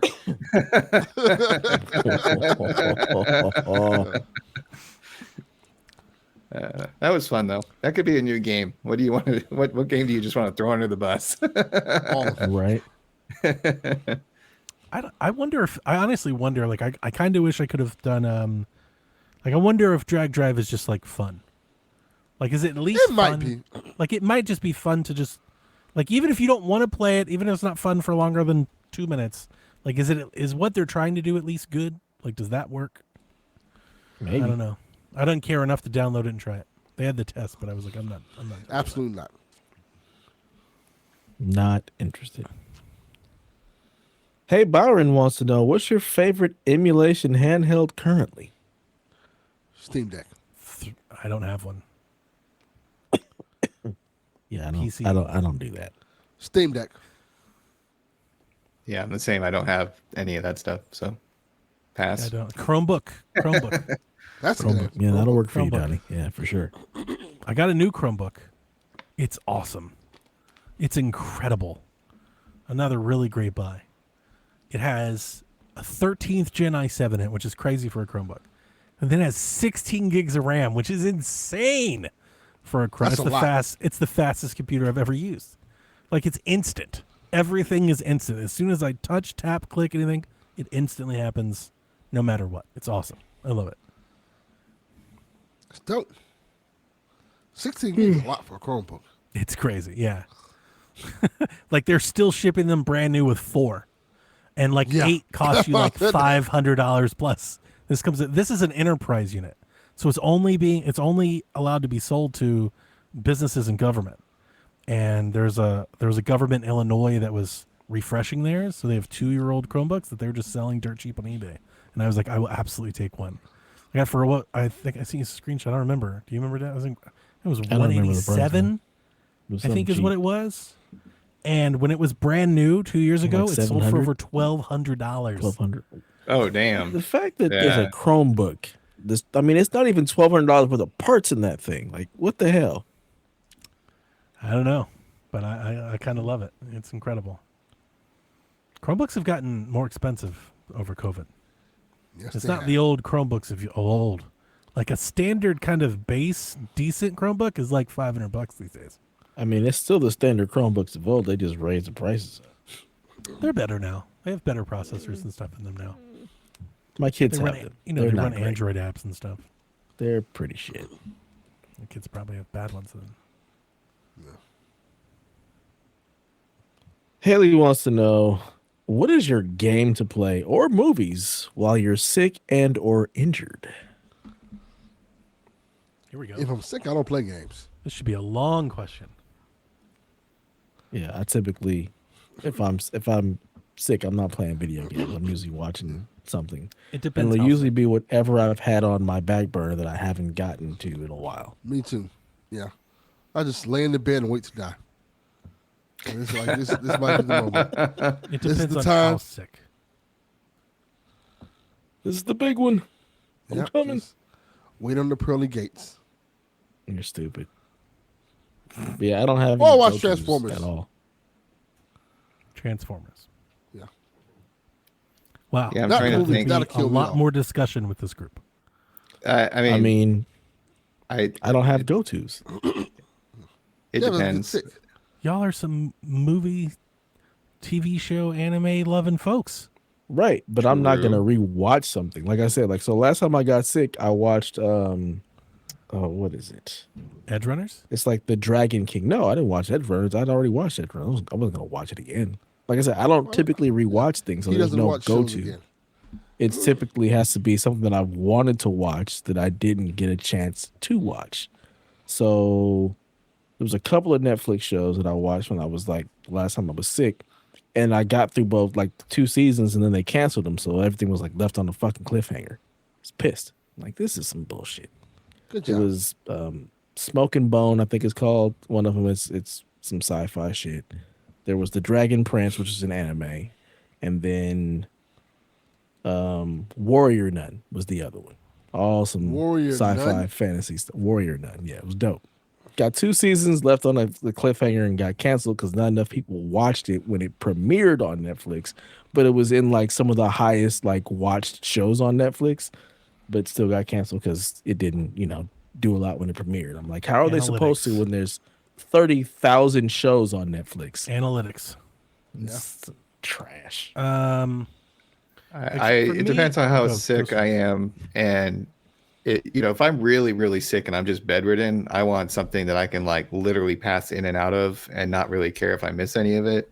Same. So that's when I would put on like a cartoon, do The Simpsons or find something on one of the streaming services I have and just start at a season I haven't seen in a while and just let it go. When it comes to games, I mean, again, if I'm super sick, I am not playing a video game whatsoever. Maybe I'll do like something on my iPad while I'm watching the movie or cartoon or something like that. But if I'm only like sort of sick and I have the time, it's whatever game I'm currently playing and trying to get through. I don't really have one that I go back. The last time I was sick, I watched Nightmare on Elm Street. I watched a bulk of those movies. As I dozed in and out, I dreamed about Freddy murdering me. That was this is good. This works perfectly. Yeah.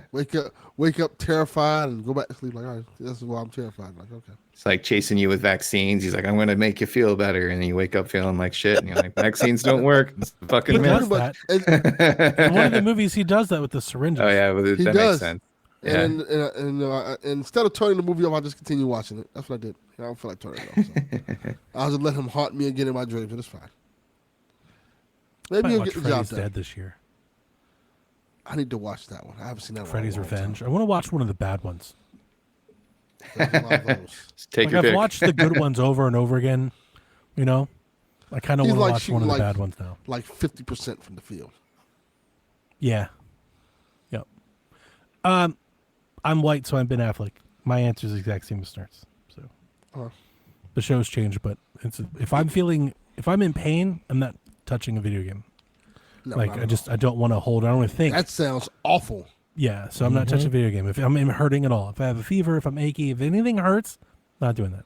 If I'm just like sniffly, maybe a little snotty, like I don't want to go to work, but I'm totally and otherwise, mostly fine, then I will game. It's usually whatever I'm playing. Although I think sometimes I just usually when I get in those moments, like if I have like a free day, it's like a stay-at-home day, like a snow day or something. I usually like to buy a game. Like I'll just buy something that day and play it. Mm-hmm. And then when I feel bad, when I am in pain and it's the flu or COVID or something, I usually go to like the Lord of the Rings or Interstellar or something, and it's something that I can listen to as I come in and out of various naps. So I do the same thing. Nice. Okay. Ray wants to know, could the recent trend lead to more innovation or cookie cutter bland in game design given the need to support multiple platforms? Money-wise, I see this becoming a thing and we can talk, discuss, or try to resist like Dev. But Sony sees Microsoft making profit.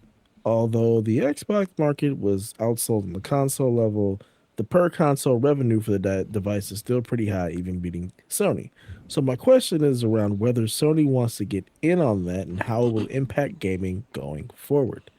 Here's a graph of Xbox versus PS per console with the estimated per platform for fiscal year 25 looking really, really high for Xbox and much, much lower for PlayStation. Yep. You sent us a graph. I don't like it. I don't. This he is gave like us homework to do. This is like my day job. I'm dealing with graphs and just fucking numbers. Like, Ram, you lost your motherfucking mind. My initial read was like, I read the question earlier in your Discord, and my initial read I was like, oh, that's really easy to answer. I'm not sure if I'm alone. But you're alone. So, like, the main point that I wanted to make is that if you spend enough time with data, you can make charts to do whatever you want with enough filters and toggles. Mm-hmm. It's interesting that we measure we measure one of the measuring sticks that somebody pulled out in an Xbox versus PlayStation scenario was average per user. Do you want to be a giant fish in a little rain puddle, or do you want to be the giant fish in the ocean?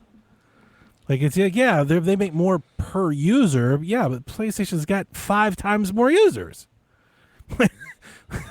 Which one would you rather have? Now, the easy rebuttal to that is Microsoft makes more total revenue on it. It is true as of last year, right? So now remove Call of Duty from all of it and reevaluate. Mm-hmm. Because what are we doing? Are we measuring Call of Duty cost per player? Because that's probably what's really ballooning any of the bar charts. Yes. They have Call of Duty. PlayStation doesn't have a Call of Duty. And that's a really they big have deal. Call of Duty. It's just, Well, they make it for Call of Duty too. Yeah, correct. It is their Call of Duty. Xbox makes Call of Duty for PlayStation. That is basically how that works. You were correct. But Xbox doesn't have Call of Duty. And I don't think it's really fair to try and make this argument now like it's some shift in the market after Xbox spent, remind you, $80 billion for that. This was my argument in the Discord. Okay. So like I was like looked at it, I was like, that's a wild take. Not to say that Ray is wrong or anything. I just think it's a lot to extrapolate. There's a lot of this prognosticating from Xbox fans. This is the future. Everyone like it. It's like there's not a whole lot of like real evidence to support that. Yeah. They bought themselves into becoming the largest third-party developer publisher in the world. Like, what do you expect? It'd be like if PlayStation bought Nintendo and then made a graph. You know, like it's like, come on. And I'm not saying. And here's the other thing. I'm not saying it's not the future. Like we've seen evidence that there's a willingness for everyone to do something like this. So I'm not saying it's not the future. I'm just saying I wouldn't be making some giant claims about anyone's business based off what Xbox is doing. Because like, are you counting the $80 billion they spent to get there against the numbers? Right. Are you just thinking everything's a net profit? So if we throw out the stats and we focus on the other part of his question, was like, do you think we'll get more bland games as things reset in this new reality? Is that going to be possible? I mean, what do you think? I don't really know. It doesn't seem to track for me. Why would games become more bland? Because they have to like be on multiple platforms. They've done that for years. Yeah. I mean, I guess it would be different if you like totally forced somebody like Sony Santa Monica Studios to all of a sudden come out on Switch and Xbox and up their cost and stuff to that nature. But or you could hire other studios to do that for you. I don't know. Like I don't know if we would get bland games. The bland part. I do. Yeah, think, I think maybe in less competition we're getting less push. But I think we've been there. I don't think that's anything new. I mean, we're seeing wide, like the whole market platform. I'm going to use that. The whole platform is contracting. You've gotten a third less PlayStation exclusives this than you got last gen. And like the numbers are trending down for everyone, right? So we're getting less games. And I am wondering like if there's less competition and less need to push, so maybe there's less games and maybe they quit pushing so hard. Maybe they quit reaching so far. I don't necessarily think that's a bad thing though. That could be what's needed. Or nor would that make a game particularly bland. Yeah, bland would be the word I'd have a hard. I don't think so. So maybe it's because I worked at EA, but like every single game they had for the most part, and not every single game, the majority of the games that they would release came out on all the platforms. Yeah. So if Microsoft has become another publisher, then like PlayStation could just do their more PC stuff here and there and throw them a bone every once in a while, like Helldivers. I mean, I don't know. I don't think that's really going to impact the quality of the games. I think everything they do on PC will just be on Xbox because it's a PC. Sure. Yeah. Why not? Yeah. They're just going to treat them like they treat Steam. Because that's what they are now. They're just a PC storefront. Yeah. I mean, weren't they talking about that Xbox Ally potentially running PlayStation games because it can run Steam? So. Well, yeah, it's good. That's exactly what it's going to do. So again, why even make Xbox games? Just put them on Steam. They'll be on the Xbox. Right. Correct. The Xbox is now the PlayStation 5. That's the console. That's the Xbox. And then you can get a PC. Like that's basically the options.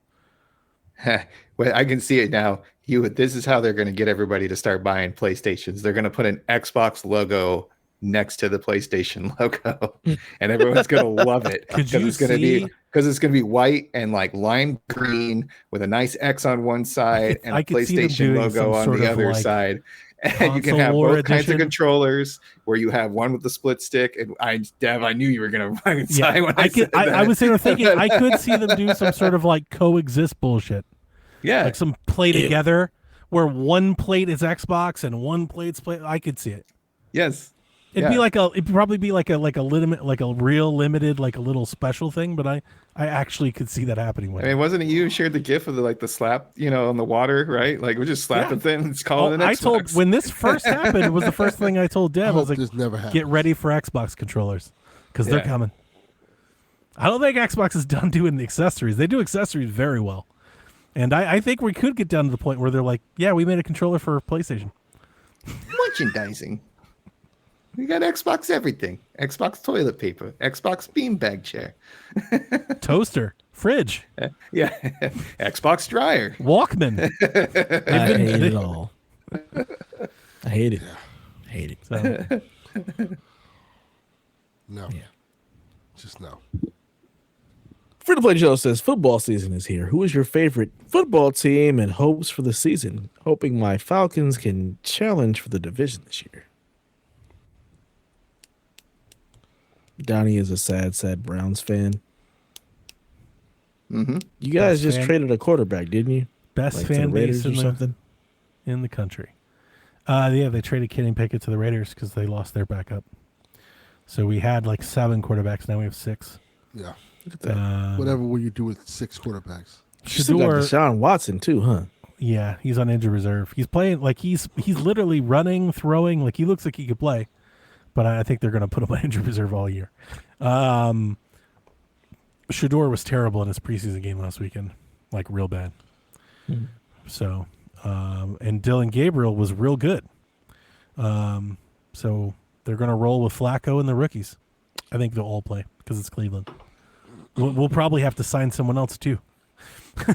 If Cleveland does anything, it's have a bunch of quarterbacks. At this point, I wonder if they should just draft one every year and literally, like, instead of looking for the one singular guy, literally just be like, we need as many as we can get. And they just keep talking about, like, the room of court, like, everyone's going to play. Like, who's the starter? Whoever's available. Like, whoever can play this Sunday. Like, we need them all. Everyone's going to play. Quarterback graveyard isn't large enough. I mean, but at this point, just lean into it, Just like I thought that's what they were doing. I thought that was just the way. I thought that was what Cleveland is. They're trying. This is them trying. What was the question? My favorite team's the Browns. I'm also a Buckeyes fan. I also love the Oregon Ducks and the Nebraska Cornhuskers. How does that work? I mean, real easy answer. Huge college football fan. In the 90s, we had conferences and they really mattered. Like regionals teams didn't play each other. So I had my favorite team, right? My hometown team. But I also loved Nebraska's swagger in the 90s. They were awesome. And I always loved the Oregon Phillips. I always loved the Oregon Ducks unis and their kit. And then I also dated a Oregon Ducks cheerleader and went out there a couple times. So that was like, I had like a West Coast team, right? So I had like a Big 12 team and a Pac-12 team. And then the Big 10 just made them all enemies. They all just joined the one conference. But you never rooted for, because like back then conferences didn't play each other. Like we awarded, like the damn newspapers picked the champion. So you never like was like, I never cared about college football. So okay. No. So then maybe you wouldn't get it. But I mean, I get it. I just never cared enough to follow any team and be like, that's my team. I didn't watch all of their games or read their newspapers, but it was like, if I was watching, if I was watching Pac-12 game, I root for Oregon to beat USC or, UCLA. Yeah. And I rooted for Nebraska to beat Colorado and Texas. Saturday, I was either playing a game or I was outside playing basketball. So I was never in the house just like watching college football. I think the Browns would have a very successful year if they weren't one of the 2 worst teams in the league. So that's every year. And being dead on. They're just it doesn't look real great when you're starting 49-year-old Joe Flacco like a quarterback.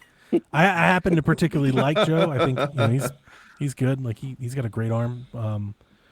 Our defense looks really good, but it's the NFL. That can only take you so far. You have to be able to score, and we're starting Joe Flacco and 2 rookies, so I'm not like particularly hopeful. If they won more than 6 games, I'd be like, pretty good year. We're on the right track. All right. Rebuilding. Sturts, do you have a favorite team? When I was following football and sports closely when I was in high school and younger, it was the 49ers. I was a big Steve Young fan after he took over for Joe Montana. Jerry Rice. That was it. T.O., right? Terry Owens. Was that a common thing out there? Terrell. To be fans of Young? Yeah, absolutely. I like Steve Young a lot. Because I felt like when Montana left, everyone would be pissed. No, man. Steve Young were good. Steve Young ran over people. Yeah, no, I saw him. I know he's good. I just felt like with like a history, man, their first, like usually fans get tied into like the old guy.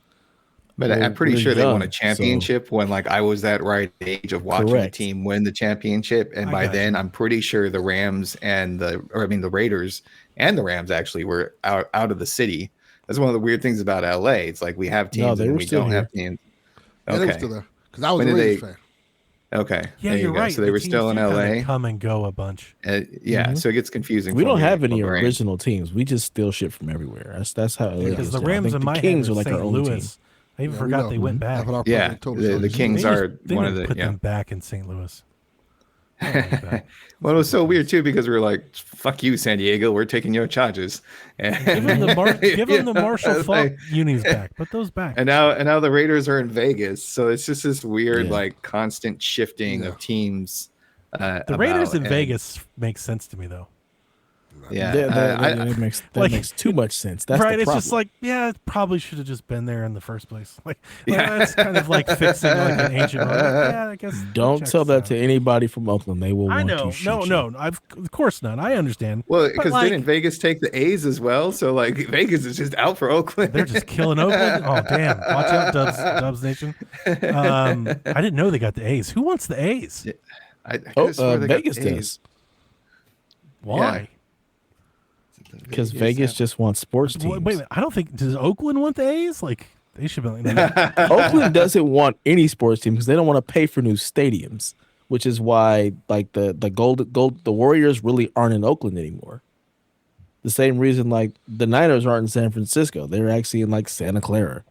So like the Bay Area does not want to pay for stadiums, so teams are just leaving. That's why the Raiders left. Vegas has that kind of money too, where they can build a brand new stadium. Just add it to the Las Vegas Raiders has a ring to it, and the Raider kind of mystique fits a Vegas vibe. Like it just kind of fits. It also kind of goes with their Golden Knights hockey team as well. I had no idea the A's were the Las Vegas A's. They're the Las Vegas A's? Now they are, yeah. Or they will be a real thing? They will be, yeah. They're on track for June groundbreaking in Vegas. There you go. Man. Yeah. I don't know if I'll ever adapt to that.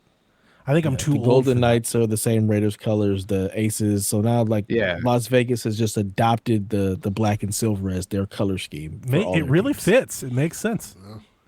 They also have a WNBA team as well, the Aces. The Aces, yeah. I mean, it's a sport. It's won 2 champions. It is an adjustment though. It's being so close. I don't think the Oakland thing will ever change. I don't think I'll ever know the Las Vegas A's. Like forever, I think they'll just be the Oakland A's to me. I was down there and I saw the Statue of Liberty at New York was wearing a Golden Knights jersey because they were winning the Stanley Cup that year. Like the first year they were in, they won. And I was like, oh wow, this is really going to be a sports town. This is going to be a sports town now. You're going to get the people in the suburbs and whatnot coming out to see those. There's a reason to go to closer to the Strip than they would normally. It was to go see a ball game. Yep. And the Aces have won back-to-back championships just like a year after getting to Vegas. So and they're right now, I think they've won their last 10. So like the Aces are on track to be right back in the finals. Wow. Yarden says, what cities would you put an NFL and NBA team in? I'm not doing that. I mean, I live in LA. We got 2 of everything. It's like Noah's Ark up in here. Wow. Right. You just no. Again, it's like analytics and shit. No, I do this at work. I'm not here for that. Absolutely put the Sonics back in Seattle. Yes. There you go. Delvin, I can. Your teams? Do you have teams? No. I've given up on football a long time ago. Who needs a football team? Not really. Anybody? Nobody needs a football team. I mean, one of the reasons I stopped following sports is I got tired of being invested every time my lots team. Of states don't have lost, football teams. A lot of states don't need football teams. You know what? Give Orlando a football team. There you go. Why? Why? Why? You have have 2 a teams in basketball Florida already. Answer, dude. Because they have a basketball team already, so they have a football team as well. No, but they don't. People don't come out for the basketball team. They'll come out eventually. They don't. They barely came out for the. Oh no, wait, that's Tampa Bay. Never mind. Yeah, Tampa Bay doesn't need a team. I'm looking at a map. They've of got states. teams for everything already. Yeah, right. They have I'm looking at a map of states that don't have the Bucks. football teams. No, Hawaii needs a team. Tampa Bay doesn't need a team. Hawaii doesn't have one. Hawaii does could use not a team. need a team because that travel is gonna fuck everything up. Who the fuck going on? Alaska Dude, needs a team. Florida and California have 3 NFL Of everything. That's how we get Yeah, down. it's We just ridiculous. Well, we California's a steal big-ass everything. state. That's how it should be. Pennsylvania and Ohio have 2. There's like it looks like there's I would guess 20 states that don't have one. Mm-hmm. Okay, Everything on the inside. There's a lot of on the basically inside. Nothing. There's All right, so Texas, there's Illinois, and then there's the rest. I'll throw out a couple. The immediate football ones that I see are Alabama, No. They have a pro football team. the Crimson Tide, right? Yes. So maybe you'll rule this one out too because Oregon doesn't have one. I say the same thing. I feel like with Nike and or Ducks and stuff they could use an NFL team. Nah. Iowa, big Why? football place. No. The Iowa Hawkeyes are huge. Yeah, because there's no professional sports That's in those what I'm states. saying, That's but why they go for the college games. Okay, Nebraska. Nebraska might be. I'll put that on No. maybe side. Yeah. Nebraska probably, yeah. No. Those are the only ones that I look at and I go. Nobody they wants to should live do in that? these states, which is why they don't have teams. Utah. Everybody would just be trying to leave. Also, what is the population of their biggest cities, and will that put Right. butts in seats? Utah. Are you going to find 100,000 Utah's a good people in choice. Nebraska to go Utah? to a game? Utah's Utah's a big market. South Lake City, It's Salt a Lake big City. market. Salt Lake. Yeah, it's Yeah. for a media market. It's a media market. Yeah, It's Salt a Lake. market. It's not People LA, go to the Dev. market. Not everybody's They've got LA. the Jazz. That's what they have. And nobody really cares about the Jazz. Nobody's trying to be in Utah.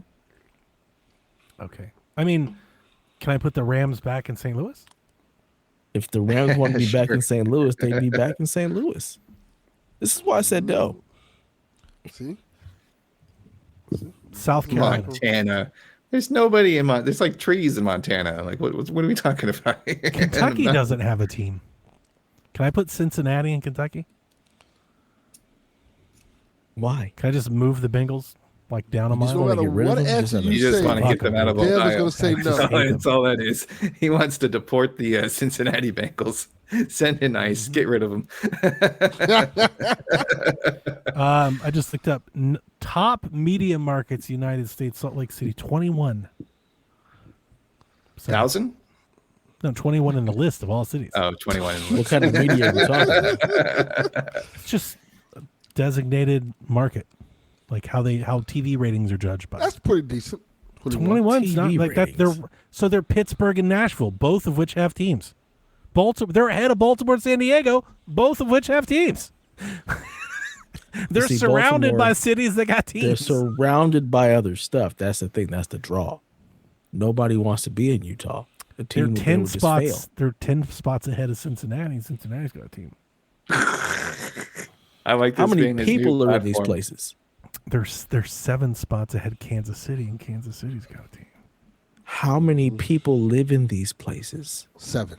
I'm not an expert on Salt Lake City. Man. I think that's the thing is you have to have the people that are going to go to the games. There's people in Utah. There's people everywhere. Talking about? They would sell out. There's people everywhere. Dev, it's the NFL. It doesn't matter. They'll sell all the tickets. It doesn't matter. Because 1.2 million. Because if that were the case, there'd be a team there. If that were the case, that's not true. When the Rams are trying to leave, they would have gone money to and Utah. stuff. It's politics. That's not how that works. So according to a quick Google search, it's 1.2 million for Salt Lake City metro population. Wow. There's 1 million people there. What's Atlanta? Okay. Both of you are like, it's not 58 million. Like here, Death Valley. 6.3. Jesus. Because the reality is a lot more. It's a lot more in Atlanta. No. Atlanta has, I think, a daily population of 1 million. Was what I was saying. Oh yeah, no, I'm just Googling population of Atlanta metro area at 6.3 million. Yeah, but that's not Atlanta. That's a region. That's like a third of the state. They're way. Yeah. But I'm assuming people would drive in to go to the games. Yeah, they do. Yeah, you're right. You're right. Ain't nobody trying to drive in Utah. Nobody wants to go there. Unless they're going skiing or buying magic underwear. No, Utah left it right. Utah, Nebraska, all these places you're naming, they're all terrible places. Nobody wants them. Terrible places. The coastal elitism on display. Damn straight. Middle America's trash. Middle America? Now I realize how far away Utah, Nebraska are. Middle America? The state neighbors you. Look. I know they're not. I know they're not neighbors. Utah's close to there. I can drive anywhere. Oh, that's halfway across the state. Like, what are we talking about here? I can drive anywhere. Texas. It doesn't mean it's going to be close. Like, it'll take you a couple say days. It was close. Again, if it's not on all the middle, it's just one giant clump. Let's just keep it real. All right, everything in the middle, one giant clump. All right, felt so marginalized. I only know the connector flights in Dallas and Chicago and Atlanta. That's it. Right. If you're not a place where I'm connecting, you don't matter. Okay. Wow. There you go, listeners. You can write your hate mail to Dev Tyus at 123. Look, I'll take all the hate mail. I'll take it all. I feel like that's why everyone hates California. They don't even recognize this as actual places we can go. People do things. Don't even actually. There's nobody's there. Nobody lives out there. It's like just the rest of the country. It's just corn and cows. It's just corn and cows for a mile. We're just everything else. And none of it matters. We don't need it. We don't need it. Get rid of it. Sell it to Mexico or something. We don't need it. Mexico. Okay. Let's do some Louisiana Purchase type shit. Let's just get Delvin? rid of some places. Well, Delvin counts. That's a Louisiana sell. That's not a purchase. Yeah. No, look, Delvin counts. He's on the coast. Donnie, you count. You're close enough to a coast. You're good. You're good. Yeah, and your airport has a connector flight. Your airport is important. We need Atlanta, okay? We need Georgia. You guys are good. You're safe. It's a weird country however. Together. Yeah. It's going to be like New York, New Jersey, Georgia, Florida, California, Oregon, Washington. Illinois. I mean, we can get rid of both the Virginias. We don't need those. Well, we have 2 Virginias. You're not wrong there. Wow. I just love it. This is no longer the those who's your favorite DC teams? What do we got way off? Who's your favorite teams? We did. Yeah. Well, Snerts doesn't follow football anymore. Delvin gave up on football. I like the Niners, and I don't think they're going to do shit this year. We're going to be 8-8. We're trying to figure it out. We lost all of our players. Our defense is terrible. It's so weird because usually, like at the beginning of the NFL season, I always think everyone has terrible years, still better than the Browns. Everybody has hope because terrible years still better than the Browns. Yeah. Sorry, but you guys don't have hope. I just at the beginning of the year, I always everyone's very hopeful opening day because no one's lost yet. Everyone's like, yeah, this is our year. But you all are so realistic that you're just like, nah. So my wife made this comment. So we're watching the Cowboys documentary, which again, listeners, Snerts, if nobody's heard, wholly recommend. It's really fun, especially as a 49ers fan. There's a lot of 49 stuff in there. The Cowboys. So we're watching the documentary, and it was the last episode, which is all about the last episode's all about how Jerry Jones ruined the Cowboys for 25 years, how they've just been bad ever since.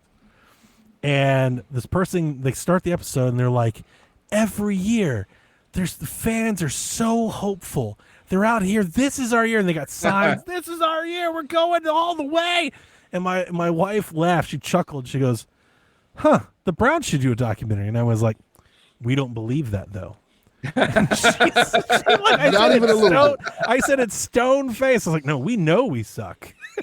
I was like, we lean into it now. I was like, Jack asked me the other day, we were talking. That's what I told her. I was like, Jack and I were talking about the Browns earlier. And she goes, yeah. I was like, we ended it like this.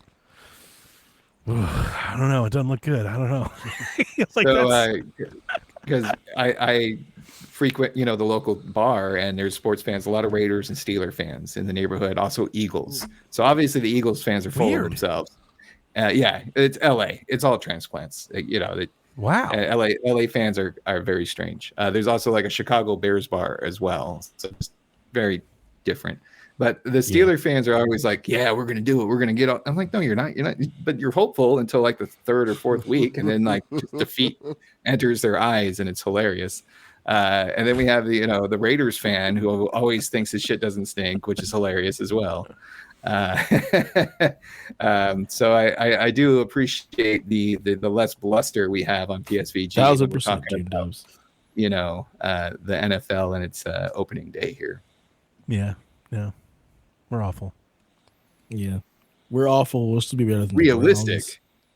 Here's the other thing. When we have been good, when Derek Anderson was a Pro Bowler, they ran him out of town. When Brian Hoyer had us at like 6-2 with Johnny on the bench, they ran him out of town. We don't even know what it would be like to be good. Like, we can't even handle good.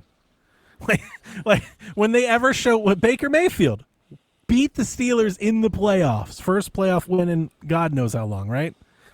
Jettisoned his ass right out of town. Got him we can't even handle winning. Like the Browns winning, how would we even respond to that? Just not like the town only knows how to tear it apart. So it makes sense. I'm gonna laugh when Deshaun Watson's taking snaps for us at the end of the year, and we have to pay him $80 million. You guys start winning, and you immediately feel like the quarterback is the bad position. We have to fix that. See, we're rolling. We got to get a better quarterback. 100%. It's the every time.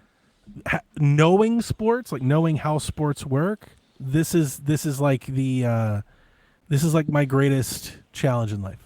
Like that I'm slotted with carrying this. I ran into it this last weekend. My 911 guy knows I'm a Browns fan. He comes to me. He's like, you guys got to play Shador. And I try to explain to him. I'm like, he's not ready. He's not up to speed. He needs some time. He's got to acclimate.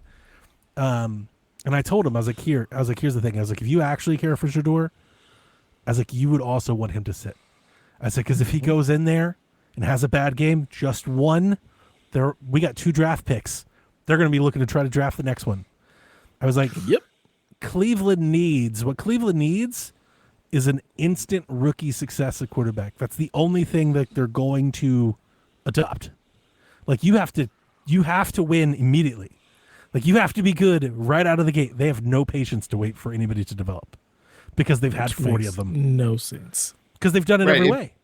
But if you're losing anyways, like that's cares? The problem. They'll get a quarterback that does well, and they're like, he's still got. We need a better quarterback. Like we have something. Let's get a better quarterback to get rid of the guy who's actually producing the wins. It's this weird ridiculous. thing that it's this weird thing that like the media and the fan, like the town has.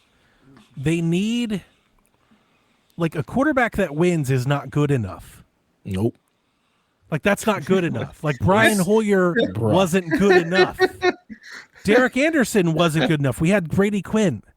What they need is they need to draft a first-round quarterback that is like good year one. Then everyone would be like, this is our guy. And then they would give him some leash.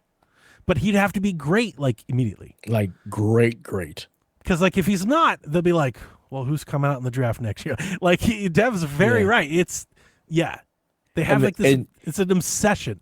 He'd have to be like Tony Romo good when the Cowboys would lose. He'd need to throw for 500 yards and 7 touchdowns. Yeah. And they lose because the defense couldn't stop anybody. But he needs to go for like 350 and 3.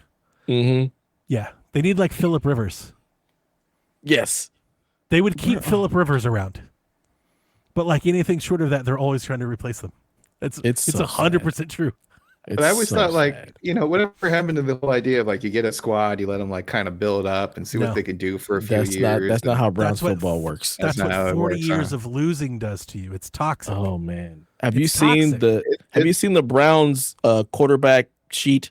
Like there's the quarterback graveyard. There's a jersey with all the names. Oh, really? Just keep it runs off the jersey. Wow. Like it just keeps going down. So they're like, when you're taking down fighters in the air, right? And you stamp the side of your plane. Is that what we're doing here with quarterbacks? June, you're right. The NFL does not have patience when it comes to QBs, and a lot of them have done well out of the gate. So sad.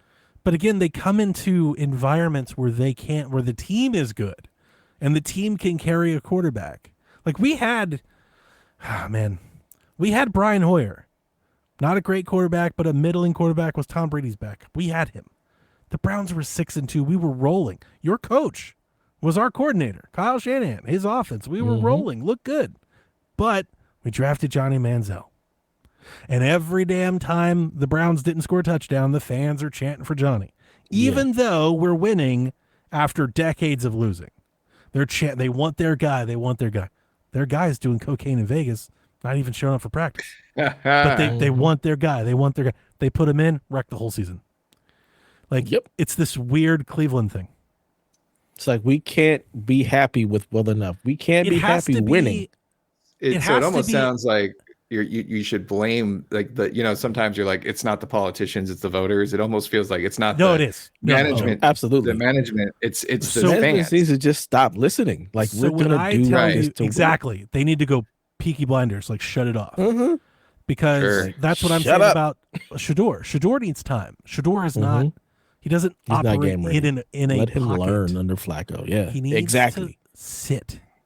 And if you cared about Shador and you knew anything about Cleveland, trust me, he doesn't want any part of it. Like, don't put him out there until he's absolutely ready, or they'll just be clamoring to draft the next one. Yeah, and it's so funny. You look at the two of Gabriel versus Shador. Gabriel sits in the pocket, steps up in the pocket. Shador does not know how to operate in the pocket at all. He's constantly trying to roll out or hold the ball too long and move back and get a 25-yard sack. Well, that's so funny, Dev. My son is Shador no matter what, backer. God. I need to take Jack out back. He's really getting so on Jack. You can help him measure the clothesline that they're going to put up for the I sent him the box sheet. You're tripping. I sent him the box sheet, and he was like, "Yeah, but Shador was in the third string, and they cut these guys." And I was like, "Listen." I was like, "I like Shador. Quit taking this so personally. I'm not trying to tell you he's bad. I was like, I'm trying to tell you he's not ready." And then it dawned to me. I always talk sports. Jack's really into sports like the last year. Like he's really into it. So that's kind of what we're doing a lot of. And, I used to scout for ESPN, which I've mentioned, probably a half dozen, couple hundred times. So I realized, I was like, I've never actually sat Jack down in any game tape. So this I did. I said, hang on, give me a minute. I went to YouTube, found a highlight package. I was like, I want to show you something.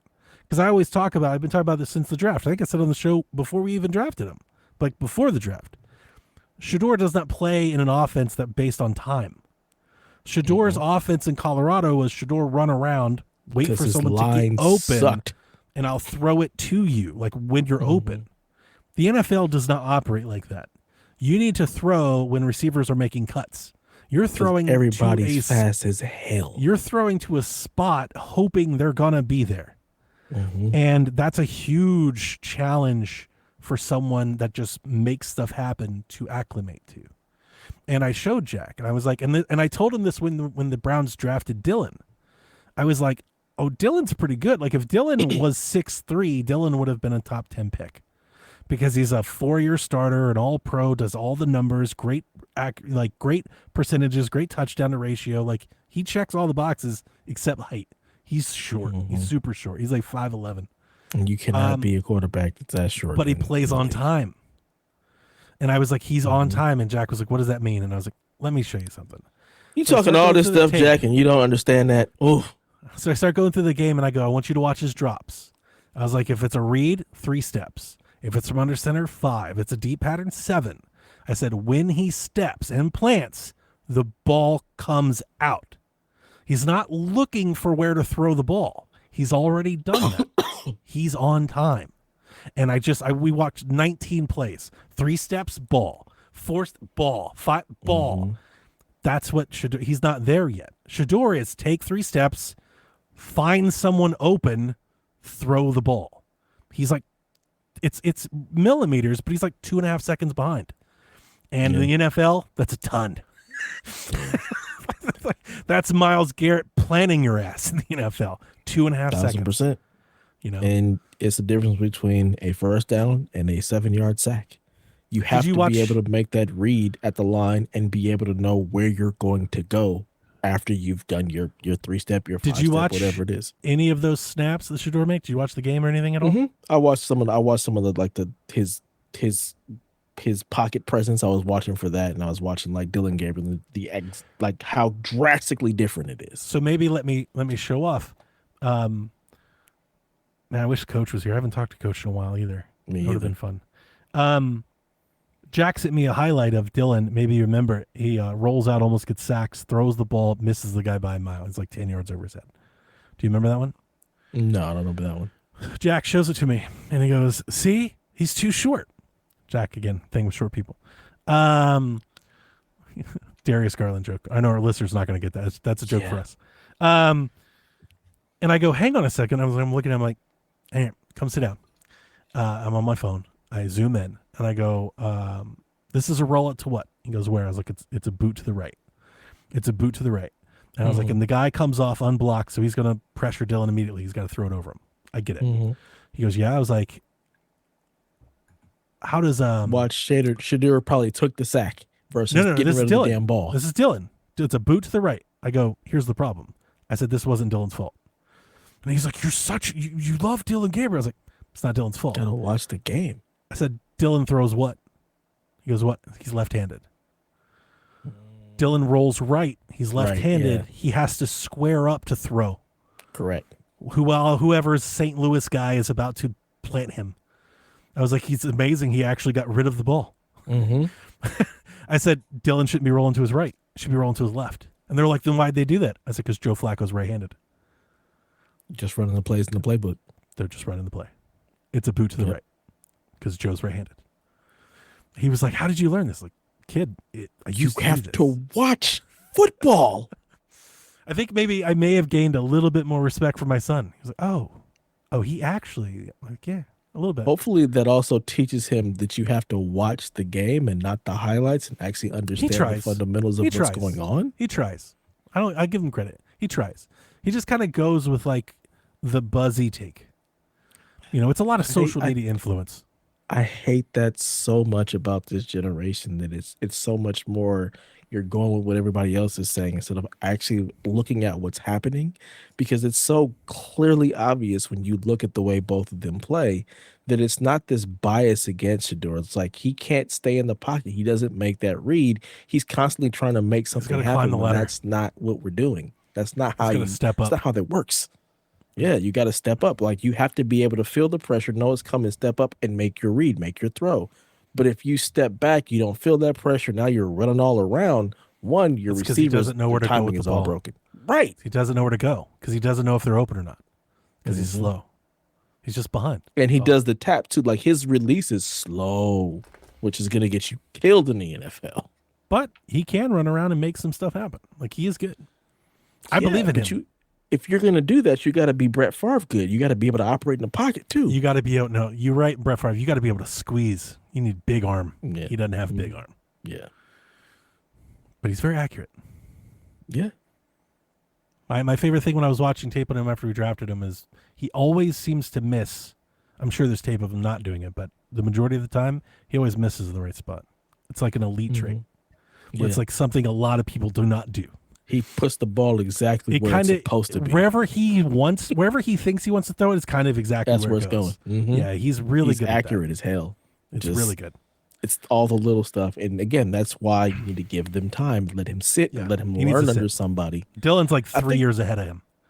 That's the biggest problem with the quarterbacks in the NFL right now, period. Is like they don't ever get to learn anybody. You constantly want to throw these guys they do. Right into the fire. That's true, but here's the problem. And I think this has been, I'm trying to weave Snerts and our mummified Delvin back into the conversation.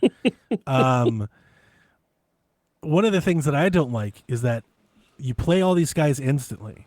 Then because they have growing pains because they're rookies, you don't give them their contracts because they haven't earned it yet.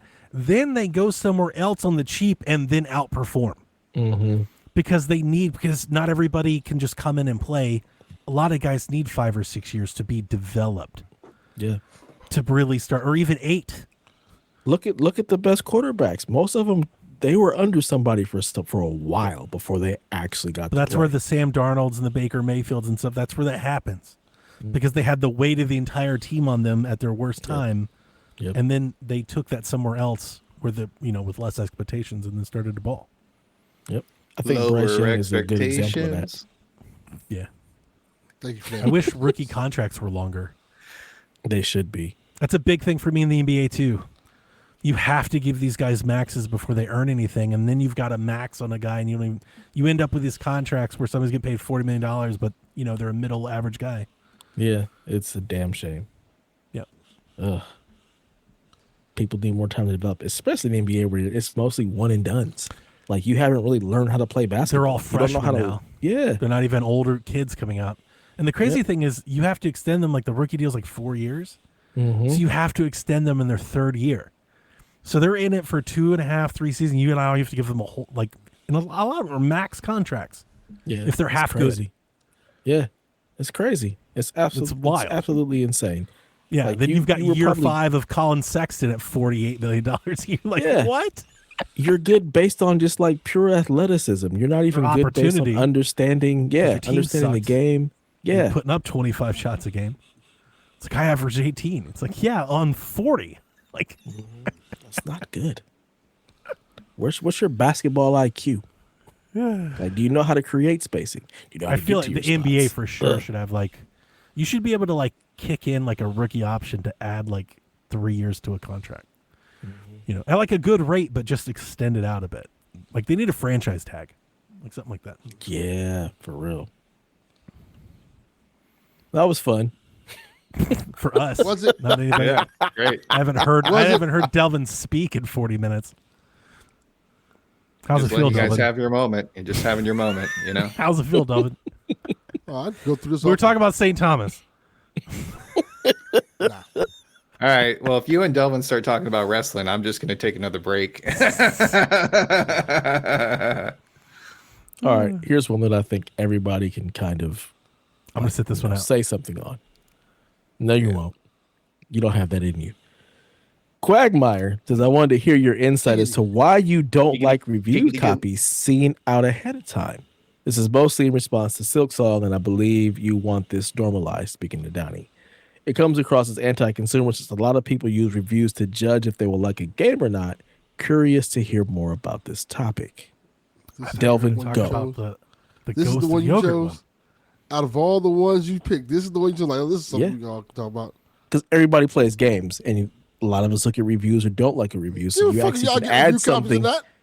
You can add something to the conversation, Delvin. Yeah, that's what I added. I thought it was the Ghost of Yogurt conversation. I was like, I'm going to sit this one out. Yeah, that's what I thought too. I've been ducking that one like the plague. He asked the question that was asked directly to me. Yeah. So I want to see, everybody has an opinion on review copies. Whether you need a review score, do you like a review score? Is it important? I don't. In my opinion, reviews aren't as important as they used to be. Mm-hmm. They just don't There was a time where reviewers were well-known people. Now everybody kind of gets a review copy and they kind of do their thing. So, and at least in terms of me, I kind of know whether I'm going to get a game or not. And I don't need somebody to tell me back in the day, it was a lot more prevalent where people were okay, you have your Greg Millers. If I'm like Greg Miller type games, I'll let this review. Now you have so many reviewers doing their own thing and stuff like that. I don't think people really look at those reviews like that. They go listen to reviews more now for the personalities as opposed to for the actual review. Plus, also a lot of the bigger companies that do reviews, their reviews aren't really good. Yeah, I don't disagree. So I like reviews. I've been a fan of that since I had my original Xbox and Xbox Magazine. I remember going through the pages. I had Game Informer for a while too. Go and see. I didn't really necessarily care about the score, but if it was fun or not, and if I got an impression from the reviewer, if they enjoyed the game or not, regardless of what the score can be. Because I can love a game that's like a 6 overall just as much as a 9, depending on the gameplay loops, the story, what have you. Before my last hour of my day job, I was just watching YouTube for reviews. I am definitely done with IGN because their ads are redonkulous and happening all the time, and I can't skip them. For example, I saw the same Metal Gear Solid ad 2 times each round within 2 minutes of the review process, and then that was just done. So unsubscribe from that. But if you do not have egregious ads, I do like to see the YouTube reviews these days because it shows more of the gameplay, and it's not necessarily in a trailer. It's just somebody splicing it together themselves and giving their opinion while you're seeing the footage. I also like Yahtzee because he's a personality type, and I never agree with his takes. I shouldn't say never, but I rarely agree with his takes. But I enjoy his banter and his dumb jokes, and I know what he's going to get pissed off about. And it's kind of fun just to hear him rant.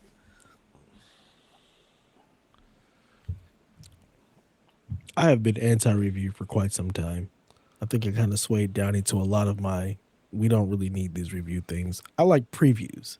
Give me an idea of what the game is and let me go from there. And I think there's a good amount of people in our Discord that really use the review scores to determine whether or not they want to spend their money. I've never used a review score to determine whether or not I want to buy a game. It's really about what is the game doing versus how somebody reviewed it or whether or not they thought it deserved a high score. Because the reality is those scores is based on their enjoyment versus what you might get out of a game. Like you said, you might think a 6 is great. You'll have a great time with it. I just need that from a preview versus a review score. He likes more right than he thinks he is, by the way. I don't care about review scores. Yeah. With movies or video games. Right. Do you think that games not having review copies out early is a bad thing, a good thing? Do you care? Does it matter? It doesn't matter as much as it used to matter, in my opinion, because it used to matter a lot when they didn't come out. Because it used to be the thing where when they would kind of figure out that, okay, it's the release day and there's no reviews for this game yet, we kind of have an idea that this game might not be good based off of that. That was kind of a telltale sign, oh, they're not giving out copies now. Now it's not necessarily a thing. Plus, now games... shit broke as fuck anyway. So it's not like the review is gonna tell you hey, this game's broke as shit. Okay, and then you play it it's not so broke. That's a really good point. Yeah, the day one update done came out, so it's not the same game you played. Well, and it's not like before where you had longer turnarounds between, literally the medium, right? We are now the internet instant content. You can throw out a YouTube video rather quickly, where before you would really need to sit down with it, and if you're doing a magazine, you're going to need to have the time to actually put some thought to paper, have that published in a magazine with the screenshots and send it all out. And now you can do all that much quicker than you could in the past. So do you really need to give them a shitty copy that isn't quite done yet for a review, or can you just wait for them to come out with something within the first week? How much marketing are you spending on, and are you relying on these reviews to generate buzz versus having an ad campaign of some kind? Can vary from game to game. Yeah, I think it's important for people to get review copies. I think it's important because people like to hear reviewers talk about their game, so I get that aspect of it, but I don't think it's a deal breaker to me. I don't think people I don't go off what reviews say for movies, games or nothing like that. I like some people. I'd rather hear my friends' opinions than reviewers' opinions, the people I trust. So, it's like, all right, cool. Yeah, I don't really care for movies and TVs. I'm more about trailers. But for games, I do like watching the review. I like watching it because it does show more of the game most of the time. And I can say like, oh, that looks cool and that looks fun. They can explain or they can explain like a gameplay mechanic. I'm like, oh, that's not what I thought it was based off the trailer. I'm glad I got a little bit more info on it. Yeah, that is true. When you get the gameplay stuff, that stuff kind of matters more to me. Like, okay, this is how the game looks. This is how the game plays. This is what I expect. Okay, now I'm more interested in it. But yeah, otherwise, then like I don't really care that much. Donnie, you have anything to add? Yeah, lots. SEC. I do have the opinion. I don't look at reviews or care about reviews either. I did adopt that from Dev after many years of training. But my opinion on this matter has nothing to do with my opinion on reviews, because to me it's not the product. It's the market. Yeah. I was all about this. If everybody remembers back when Bethesda was like, we're not going to do day one early preview. I was like, let's get it. Like, I want more of this. And I did say it after Silksong. I was the person that was like, I don't want this to, let's normalize this. And that's why we got the question. So I got a lot of things, but the gist of it really is, I think it should be an even playing field. I think too many channels on both professional and the other. I think too many channels have a hold on popularity because they are given exclusive access. And I think there are those that are doing the work better that are being held down because they're not on the Insiders Club. Just generally speaking, in a world of like today, with TikTok, Twitch of all things, like where people literally are live with video games at all times, constantly. Why does a certain select people have to get them, 2 weeks early to be the ones that get to be there? Why not open that? Let everyone experience that at the same time, and let the market on coverage or reception or commentary or whatever, let that be judged based on merit, not access. And I think in today's world, I don't think this is really all that relevant. I think Delvin makes an excellent point that the day one is usually not even the best version of the game. And that doesn't come down the line until like month 3 these days. So, that we talk about all the time about games that turn it around and whether or not they should be re-reviewed or change score. Like, I also think that publishers are selling games. They're selling early access. They're selling you the game before it even comes out. So you can get it before reviews come out. So it's just like, we're already there. Like, it's already happening in so many ways. I just don't see the need to kind of keep doing this. Like, it's just a very old, it feels like newspapers. It's just like, feels dated. It does. It's like, what is this archaic thing? Like, if a game came out today and you were like, I don't know if I want to buy it or not. I wish I had some reviews. If you just waited like 3 hours, you would have all the things you would need to make a informed decision. Right? Maybe they haven't beaten the whole game, but you could have seen gameplay. You could have seen opinions. You probably could have watched the first chapter. The internet's crazy. Gamers are nuts. I see full walkthroughs of games in like the first 48 hours of them being released, like fully streamed everything. Gamers are crazy. I don't feel like there's a need for this anymore. This is like some old print magazine tradition stuff. Is that all gamers are like that dialed in? Because I never thought to like look up Twitch to see if I would like a game or not. Like, I would go to YouTube and be like, let me see a video or two. I'm just saying, like, isn't YouTube, people can stream on YouTube? Yeah. I'm just saying, like, isn't that what the kids do? Isn't like, that's literally Twitch's like whole existence. That is exactly what the kids do. We're older, but so you might not think about that. But the kids they're really just, let me go watch this YouTuber play it. Yeah. And that's why they don't buy the game, because they already saw the YouTuber play. And even then, you've got, and that's the other part. I'm not even talking about like reviews like us. Think about Twitch streamers. There are Twitch streamers that get early access versus others. That's a discrepancy that doesn't need to happen. Yeah, because my other question is, you brought up the merits, right? Like, let's base things off the merits and not just access. Let's let whoever's good at this rise to the top. But then who's going to be spending the marketing at like what studios to be like, okay, these all like we had somebody spend their entire, 3 months looking at all these reviewers and channels and what have you. Marketing and we is agree just spent maybe for that, or are you just going to go back to to the well that you've always been going to, and we're going to give it to the same 12 people we always give it to because we know they're stop giving it to people, period, and just run that's ads what I'm for saying. the damn Stop game. giving it. Just run ads. There maybe you go. Maybe if you want someone to play, like maybe you want to target a streamer. I don't know who the streamers are. Who's the best streamer? Like, fuck if I know. You're asking the wrong people. Yeah, we're a bunch of old fucks, dude. What do we know? Streamer A. Okay, anime guy. Good old streamer A. He's so much better than streamer 69. If they want anime guy to stream their game, they can give him the game, of course, or even pay him. But like, why have the exclusivity? Like, I feel like everyone should be experienced. I feel like the story of the game should be experienced together, versus the media being like, "Yeah, I already played a month ago." It's like, just release the damn game. Yeah. Like, it's software. Like, in what world do we do this? Like Adobe Pro? Dev, we'd like you to take 10 days of Adobe Pro before the rest of the world. Like, what are we doing? Yeah. Yeah, they do like beta tests and stuff like that instead, right? And we beta test games, and that's public. Yeah, I think you should do that type of stuff, and you have a preview. So this is what I've played at this game so far. It's not indicative of the final product. You have that. You have just a preview, I'm and playing then Sonic the this weekend, final copy goes and it's out open for to everyone. all of us, not just the media or just the people that'll say nice things. Because that's the other thing, that when you know that it's an exclusive group, then that exclusivity can be, catered to get what you want out of it. You can give the game that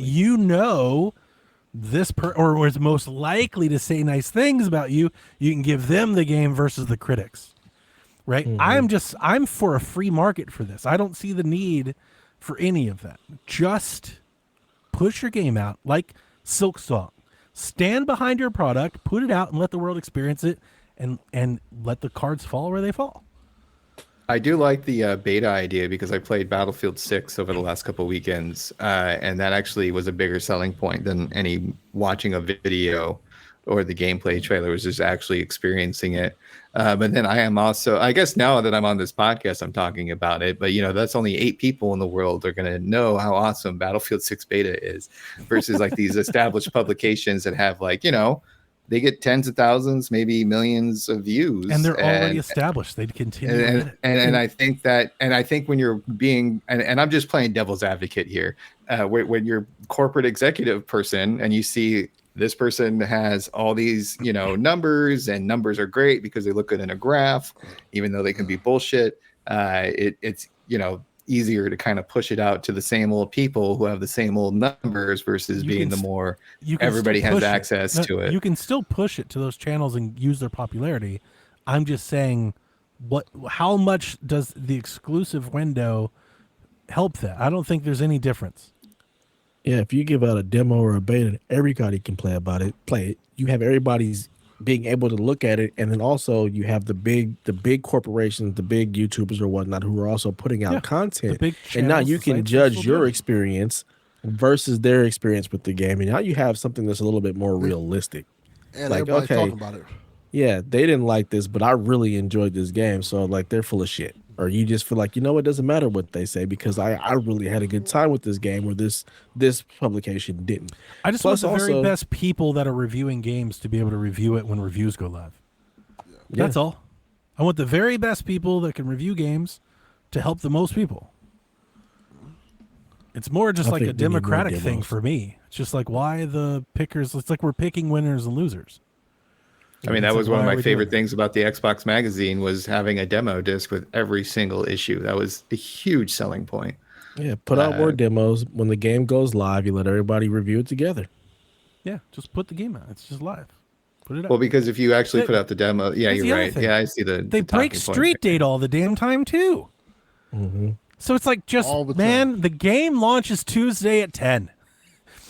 It's just like none of this. Well, we'll give 2,500 people keys 14 days and then 7,000 people keys 7 days out. And it's like, how about you just put the game out and like all the millions of people can play it? It's like a novel concept, but it's really not. And I don't think it changes anything. if your game previews well and there's a demo, people are gonna buy it. If your game came out at midnight, that reviewer. If somebody makes a game, it's a Simpsons 2D brawler, and Snerts is interested. He's like, I want to know how it runs on my PlayStation 5.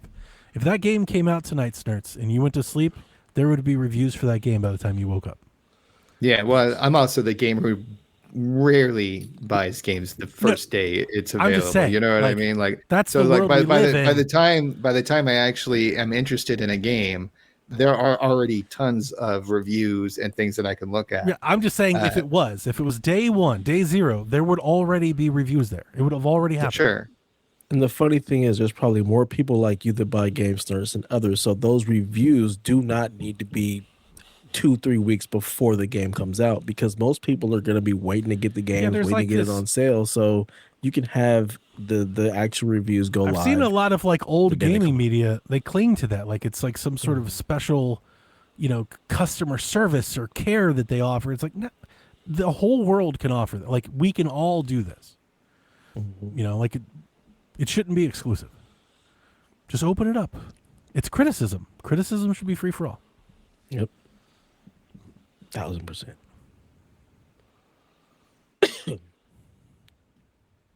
I'm done playing devil's advocate. I'm tapped out. I contributed to the conversation. I did my job. Some people are like, well, what if the game was bad like Mind's Eye? Well, then we should have refund policies, return policies, and otherwise, maybe you'll stop buying shit like Mind's Eye. Well, also, if you get burned a couple times, maybe you'll care a little bit more. If you just blowing money, then you just won't support that company anymore. If you just aimlessly bought Mind's Eye, you are more at fault for that than the company that made it. Especially after that gameplay trailer came out that was bland as all hell. It's like we have driving, cars go vroom, we have guns, they go boom. Like it was like the most monotone voiceover. I don't think gamers need to be heard. I don't think gamers need to be protected in that way. I don't think it's like we got to be there. It was like the Switch thing. You remember? You guys don't, or maybe you saw this, but on Switch, Shaq, we talked about this. When the Switch 2 dropped, I shared about 3 different outlets that all ran a story of some sort of the Switch 2 third-party games would be selling more if we got review copies. Like they all ran an article like that. VGC was one. I think Eurogamer was another, and there was another one. They all ran an article because I'm sorry, let me fill in the gaps here. I see Snerts like, what the fuck are you talking about? Snerts, when the Switch 2 launched, like its first week sales, there were lots of these articles about how terrible third-party games were selling. Like the news media were running with like, they're only buying Mario, nobody's buying anything else. And then in response to that, several of these websites were like, yeah, maybe these games would have sold better if we got reviews. The reason gamers aren't buying it is because we didn't have our reviews. It's that kind of shit that I hate. I'm like, this is ridiculous. Well, because if you're buying a brand new console that is known for its like first party content, you're always going to be like, what? Can't wait for is Arkham Knight on there yet? There's a million ways to explain that away besides VGC didn't get review codes. Yeah. How about the fact that half of them are ports that have already been out? We're talking about Cyberpunk and Yakuza. That's what I was thinking. What the fuck are we talking about here? Like, Street Fighter 6? We have reviews for it. We've had them. It's this. That's the stuff that the review thing needs to go. Like it just needs to go. I'm with Dev. Burn it all down. Mm-hmm. I don't want the Metacritics, the fantasy leagues. Games are not a number. And that's become too much. You can still have all that. It just you won't get it before the game comes out. Everybody gets the game on the same day. I'm just saying that review score will happen later. In general, I would nuke it. I could nuke it all and not care. It could all go away. I could too. Yeah, it could Instead of a number, I've always preferred when people were like, "No, this is one you rent. This is one you buy. This is one you borrow from a friend." I like different scales as well. Because that's how I kind of think about it. Like, wait for it to go on sale. Generally recommend. Like, do you recommend this to people? Yeah, absolutely. Because like, the sad part is we see a 7. People see a 7 and think that's terrible. 7 is so damn high on a scale of 1 to 10. Like when you really look at it, 7 is 3 away from a perfect score. Yet we look at 7s like they are the scum of the earth. I mean, we have and maybe that 7 looks more like a 10 when the price drops. Mm-hmm. You know, because that's how I kind of balance things. I'm like, how much, like Ghost of Yotei, I know I'm gonna love it. I'm gonna buy it right away. It's a product, and you're a consumer. Another game that I will sort of enjoy. I'll wait, you know, and I'll wait for it to go on sale. And all of a sudden, I'm like, well, this Valhalla game is great for $15. Yeah, exactly. Yeah, that's a part of it. How much you spend on something matters. Mm-hmm. You know, it's a part of the equation. Yeah, that's what Dev got me off of that stuff a long time ago. I do credit Dev on all of that. I've come full circle. I used to care a great deal. I had all the same counters on our website. Everything was like definitely doing what I thought we were supposed to be doing. Like, this is how this works. No, that's why I like things like Yahtzee and like Before You Buy and you know, just it. There are certain YouTube videos that I enjoy because they kind of have a different angle on it, and it's not just your standard like, oh, the graphics are great, the sound is perfect, the gameplay is fantastic, you know, yada yada yada, and it's almost like you're doing a checklist, right?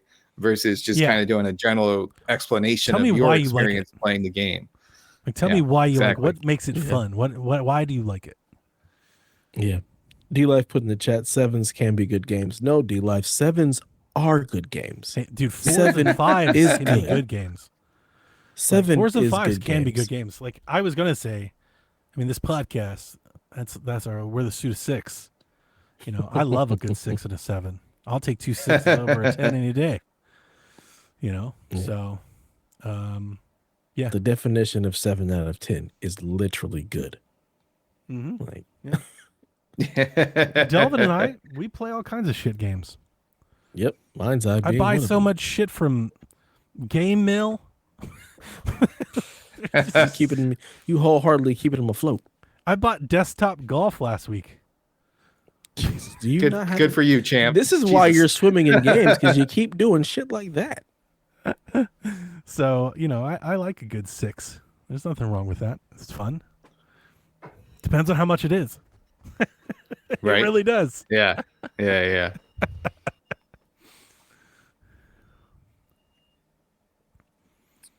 see. I'm going to do one more question before we get out of here. Snerts, pick a number between 1 through 4. 3. Oh, damn, you picked 3, motherfucker. What? Give me an option if you wanted the one. You just picked the one you want. Well, pick another number 3, 1 through 4. No. Dude, 1. There's not 4. One that I want. It's just 0. This is we're done. Cut it. Indio Techno wants to know, now that Travis and Taylor are getting married, I have no idea. Today years old. What's the over-under on a divorce 7-year itch? This is the perfect question to end this show on. So is that like crabs for 7 years? Is that what the 7-year itch means? I'm confused. Ooh. Oh, Lord have mercy. No.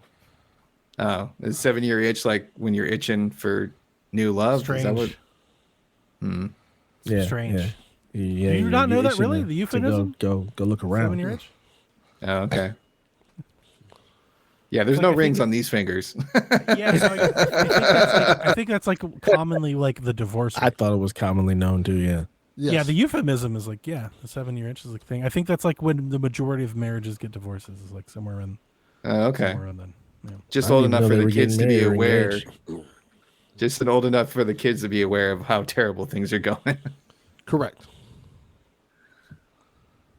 D-Life gives them a year. What do you guys give them? Is there an over/under? I got no fucks given. Yeah. I hope they last forever. Fuck it. I don't care. I think they'll last past 7 years. I have no idea. I'm going over. The divorce album's gonna be lit though. Yes, it is. Fuck Kansas City. That album's gonna be a banger.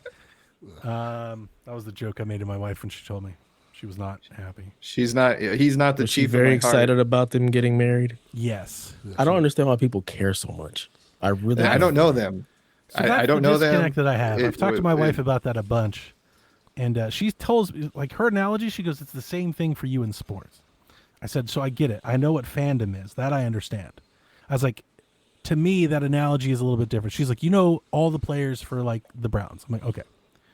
I was like, "That would be like you knowing the people that play guitar with her and the people that set up the stage or her manager or her company. They're a part of the team." I was like, the hard part that I have, the part that I've never connected with, I feel like it's a female thing, not to be sexist. I just think it's a very, like, I've just witnessed that behavior. Is like, I've never been invested on any of these idols that I have. Bands, sports, I've never been invested in their personal life. Right. I've never cared about who they're dating or married or kids or cheating or I've never. My wife knows every one of her boyfriends, their last name, where they're from, their dog's name. She knows everything about these people. It blows, like, it's a fandom. I know, like, it's a fandom I don't. That's recognize. an obsession. That's something different. I've never been at that level. Maybe like Nintendo. The fact that I know Nintendo and their developers and stuff, that's as close as I get to that. And even then, it's not on a personal level. I don't know. It's a any business of those level. It's I don't know any of those people. Hobby level. It's not. You don't. And I do think it's mostly women. At least that's my experience, because everyone who's brought it up to me that is excited about it has been of the fairer sex. And for me, it's always just kind of like, oh, good for them. Like, what was it? Liam Neeson and Pamela Anderson are apparently a couple now after that Naked Gun movie came out. Really? That's what I saw on the Twitter, and I was like, good for them. I hope they're happy. Like, I don't care. Like, but like, I just see it in the social medias all the time. Yeah. And that's the only reason it's even on my radar, is because I'm bored at work. Pop culture cares about it. It's definitely, it's always existed in our lives. Right. And, like, there's celebrity couples and stuff, but I've just never been. I've never understood why. Like, why do we care who these people date? Why is it a thing? Like, why are we so invested in these people who we don't know, who don't know us from Adam? Why are we invested in their personal lives in any way, shape, or matter? Not to bring it up again, but the Cowboys documentary had a whole episode about Michael Irvin having, like, some cocaine house and all these hookers. I was like, I never knew. Yeah, coke and 10 never hoes, knew. man. Never knew, because I don't care. Like, it's not. Right. It's not a part of the fandom. You know? See, that's to me like more trivia. Like, Doc Ellis pitched a perfect game on acid. That's just kind of fun. Like, I know that it's just a random trivia fact that I have. But I mean, to each their own, I suppose. Yeah, I'm not. I'm not. Because I am a comic book fan, and that's basically like soap operas for nerds. And but I can tell you, real people. That's the other. But like, there you go. Yeah, but because I can tell you everybody that Cyclops dated. You know what I mean? Like, but I don't know if it's Jean Grey and Emma Frost, and my wife does mention that a lot of that history is a part of the music. So, like, okay, that I can understand. But even then, it's not just her. I think it's a lot of, the celebrities she's into. She knows about their person. Like, they just know about their whole persona, like their whole life. I've never cared about famous people's whole lives. Right. So I barely have time to care about my friends' lives. I'm like, what's your third kid? What's your third kid name? I hate saying not to be sexist, but some things are just sexist. Like that, there is a reason the genders are different. There's like an ongoing, this. I'm sure you guys have seen a joke or heard a euphemism, but in TikTok it's a thing all the time. Like a guy will walk in, like it'll be like, went and played golf with his friends for 8 hours. He walks in, his wife's like, how's he doing? I'm like, I don't know. Yeah. Is he still dating so-and-so? I don't know. Did you ask him? All the time. Did you hear Larry and Elizabeth broke up? What happened? I don't know. That is my wife. I don't know. My wife asked me all of those types of questions, and I'm like, I didn't ask. That was not on my mindset. Why didn't you ask? I don't care. So I don't want to say it's just like a woman thing, because I think it's us thing. Like, we are not into our folks because of that. Because it's just like a thing that I don't think a lot of men do. Yeah, we're not sitting here talking about all the gossip about why somebody broke up and who said. I don't know, my best friends dated. Man, I don't know any of those. We're here to play people. golf. We're here to play basketball. Like, that's what we're doing. We're not sitting here going over who's doing what with who. It don't matter. How's your mom? It's usually none of my business. A common interest that we have, we will just do a deep dive on. So if I'm with a fellow Simpsons fan, God help anybody else in the group, because we're just going to talk about Simpsons for like the next 4 hours. Yeah, and then your wife's like, what happened? You're like, nothing. I mean, he really likes season 6. That's what I know. Like, season 6 is the greatest. We talked about all these episodes. The guest stars are on there. So, like, I understand that, like, level of nerdy knowledge when knowing all the little ins and outs of something you're very passionate for. But for me, it's never been some other real life person's life. It's just like some fictional thing or politics some or of my history. favorite all-time bands, I don't even know the members of the band. Not at all. I just not really at all. like the song. I couldn't. I love System of a Down. I know Serge is like the lead singer. Yeah. And that's about it. I don't know the rest of the band. Love them. Yeah, right. Like, unless like 100%. unless their name is like in the band, you know what I right? mean? Yeah, that's the difference. Like even in music, it feels very different. You know, my wife started reading off her dogs, and she's like, "Oh, she had this cat and the cat." I was like, "What?" Delvin, do you have anything to add to this? 'Cause, like, for example, JV is very into pop culture, so he will know all of this same stuff. Delvin is from the streets. So, Delvin, do you pay attention to any of this stuff? Like, I know with like the hip hop and the music and whatnot, like you probably delve more into pop culture than I would think any of us are. Look here, Dev. Answer the goddamn question we get in the show. I already answered it. We waiting for you to answer it. I already answered it. I can understand why. It's not a woman thing. It's a fandom thing. Because people, I say this because I see the other side of it, how people act about Drake and Kendrick Lamar. They want to know all these whole things about who Drake is dating and his baby mamas and things like that. And it's the just guys do thing. or the women? Yeah, so I was going to ask the same guys thing. do very much so. There was a big thing this week that Drake was in family court because apparently he may have another child. And people been speculating about that because that was one of the diss lines that was in the Kendrick Lamar song. Like, oh, yeah, he might actually have another child out there that he's hiding from the world. And that's been a big deal. Yeah. Fandom is just a fandom thing. People getting, especially with hip-hop. Hip-hop is really big. Generational? Could be. Generational could be a big part of it. But it just depends on... Celebrity plays a big part of how big the celebrity is. It's not really a counter argument, just maybe a little sub bullet. So like I know that fandom exists. Like even in our world, like the NBA, I know that Ant got somebody pregnant because I saw a headline, and I these Zion's ran. I just don't follow it or care. Like that's not news to me. I don't pay attention to what they're doing. I know it's a thing that the sport talks about, but like. Are the fans? I don't know if the NBA fans are really invested in that. Yeah, like do the Drake fans, the men know like every car he owns and like every chick he's been with and like his dogs and cats names. They do. They it was a whole thing. If you follow the plot line between the Kendrick Lamar and Drake beef, it's nuts. Like people went. I get that.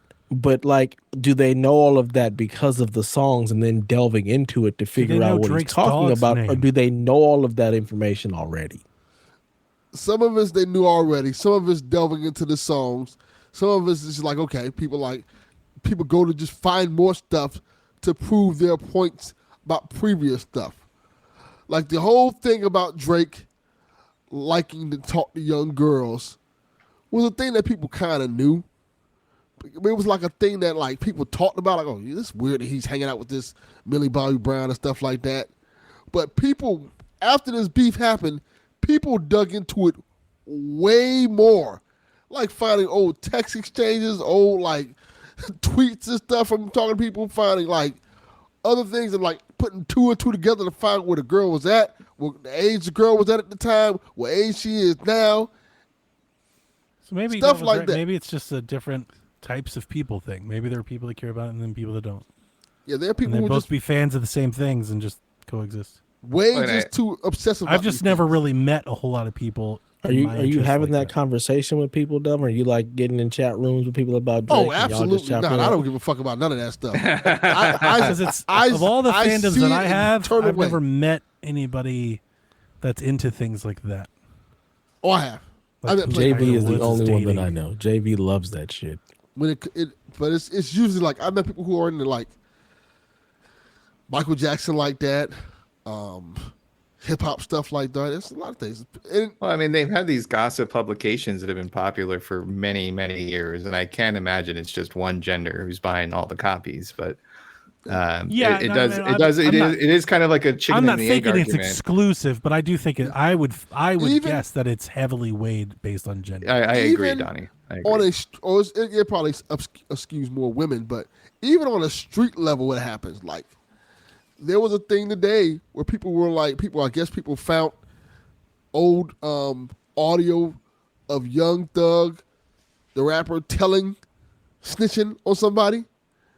On one of Lil Wayne's artists, and it became a big deal because of the whole Young Thug trial that happened. And this is what I'm talking about. I've never been involved into any music thing like this. The whole RICO charge that Young Thug I've never followed anything like this. And the fact that his artist Gunna apparently was snitching as well, and Young Thug chastised for that. There's whole threads about all this type of stuff. As soon as niggas start going to jail and going to court, I've been stopped paying attention. I don't give a fuck about none of that. People and all that stuff. Why? Starting to think. Why is that even in the news? Starting to think that R. Kelly episode of the Boondocks all of a sudden. Oh yeah. You mean the fact that those things actually started becoming true? So I still think I don't want to even make this any longer. Please don't. I think there has to be some kind of bigger event to draw people into it. I think there's a difference, like the beef with Kendrick and Lamar, the marriage with Taylor, right? Like I think there has to be something for someone to focus on. What we're talking about and the examples you brought up. I think so too. Like there's a difference between this is not an interest because of scandal, because of a story, charges, cheating, a tape, or a diss track. They literally just follow every waking moment of this woman's life. Like they would talk about what she had for coffee this morning. Like, it doesn't have to be a lot of the things you brought up. I think is just pop culture salacious. I understand that a lot of it's scandal like that. Of course, draws. We're talking about like it blew my mind when my wife not only knew her pets like past and previous, knew their names. Like that's useless information. But I feel like that was Michael Jackson and Madonna back when I was growing up. Like they would know everything about those because they're huge pop stars. As long as they do, I just into. Right, but like you had Michael Jackson sleeps in this like youth tube thing, and he hanged his baby over the balcony, and he's marrying this person or whatever. Certain people seem to have gotten a lot more attention because of their fame than others. And their personal lives become public.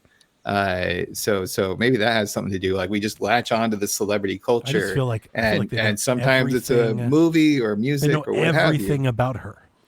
Yeah. Right. Like they've gotten it down to it's like a scientific, it's extremely detailed. It's like a whole FBI profile.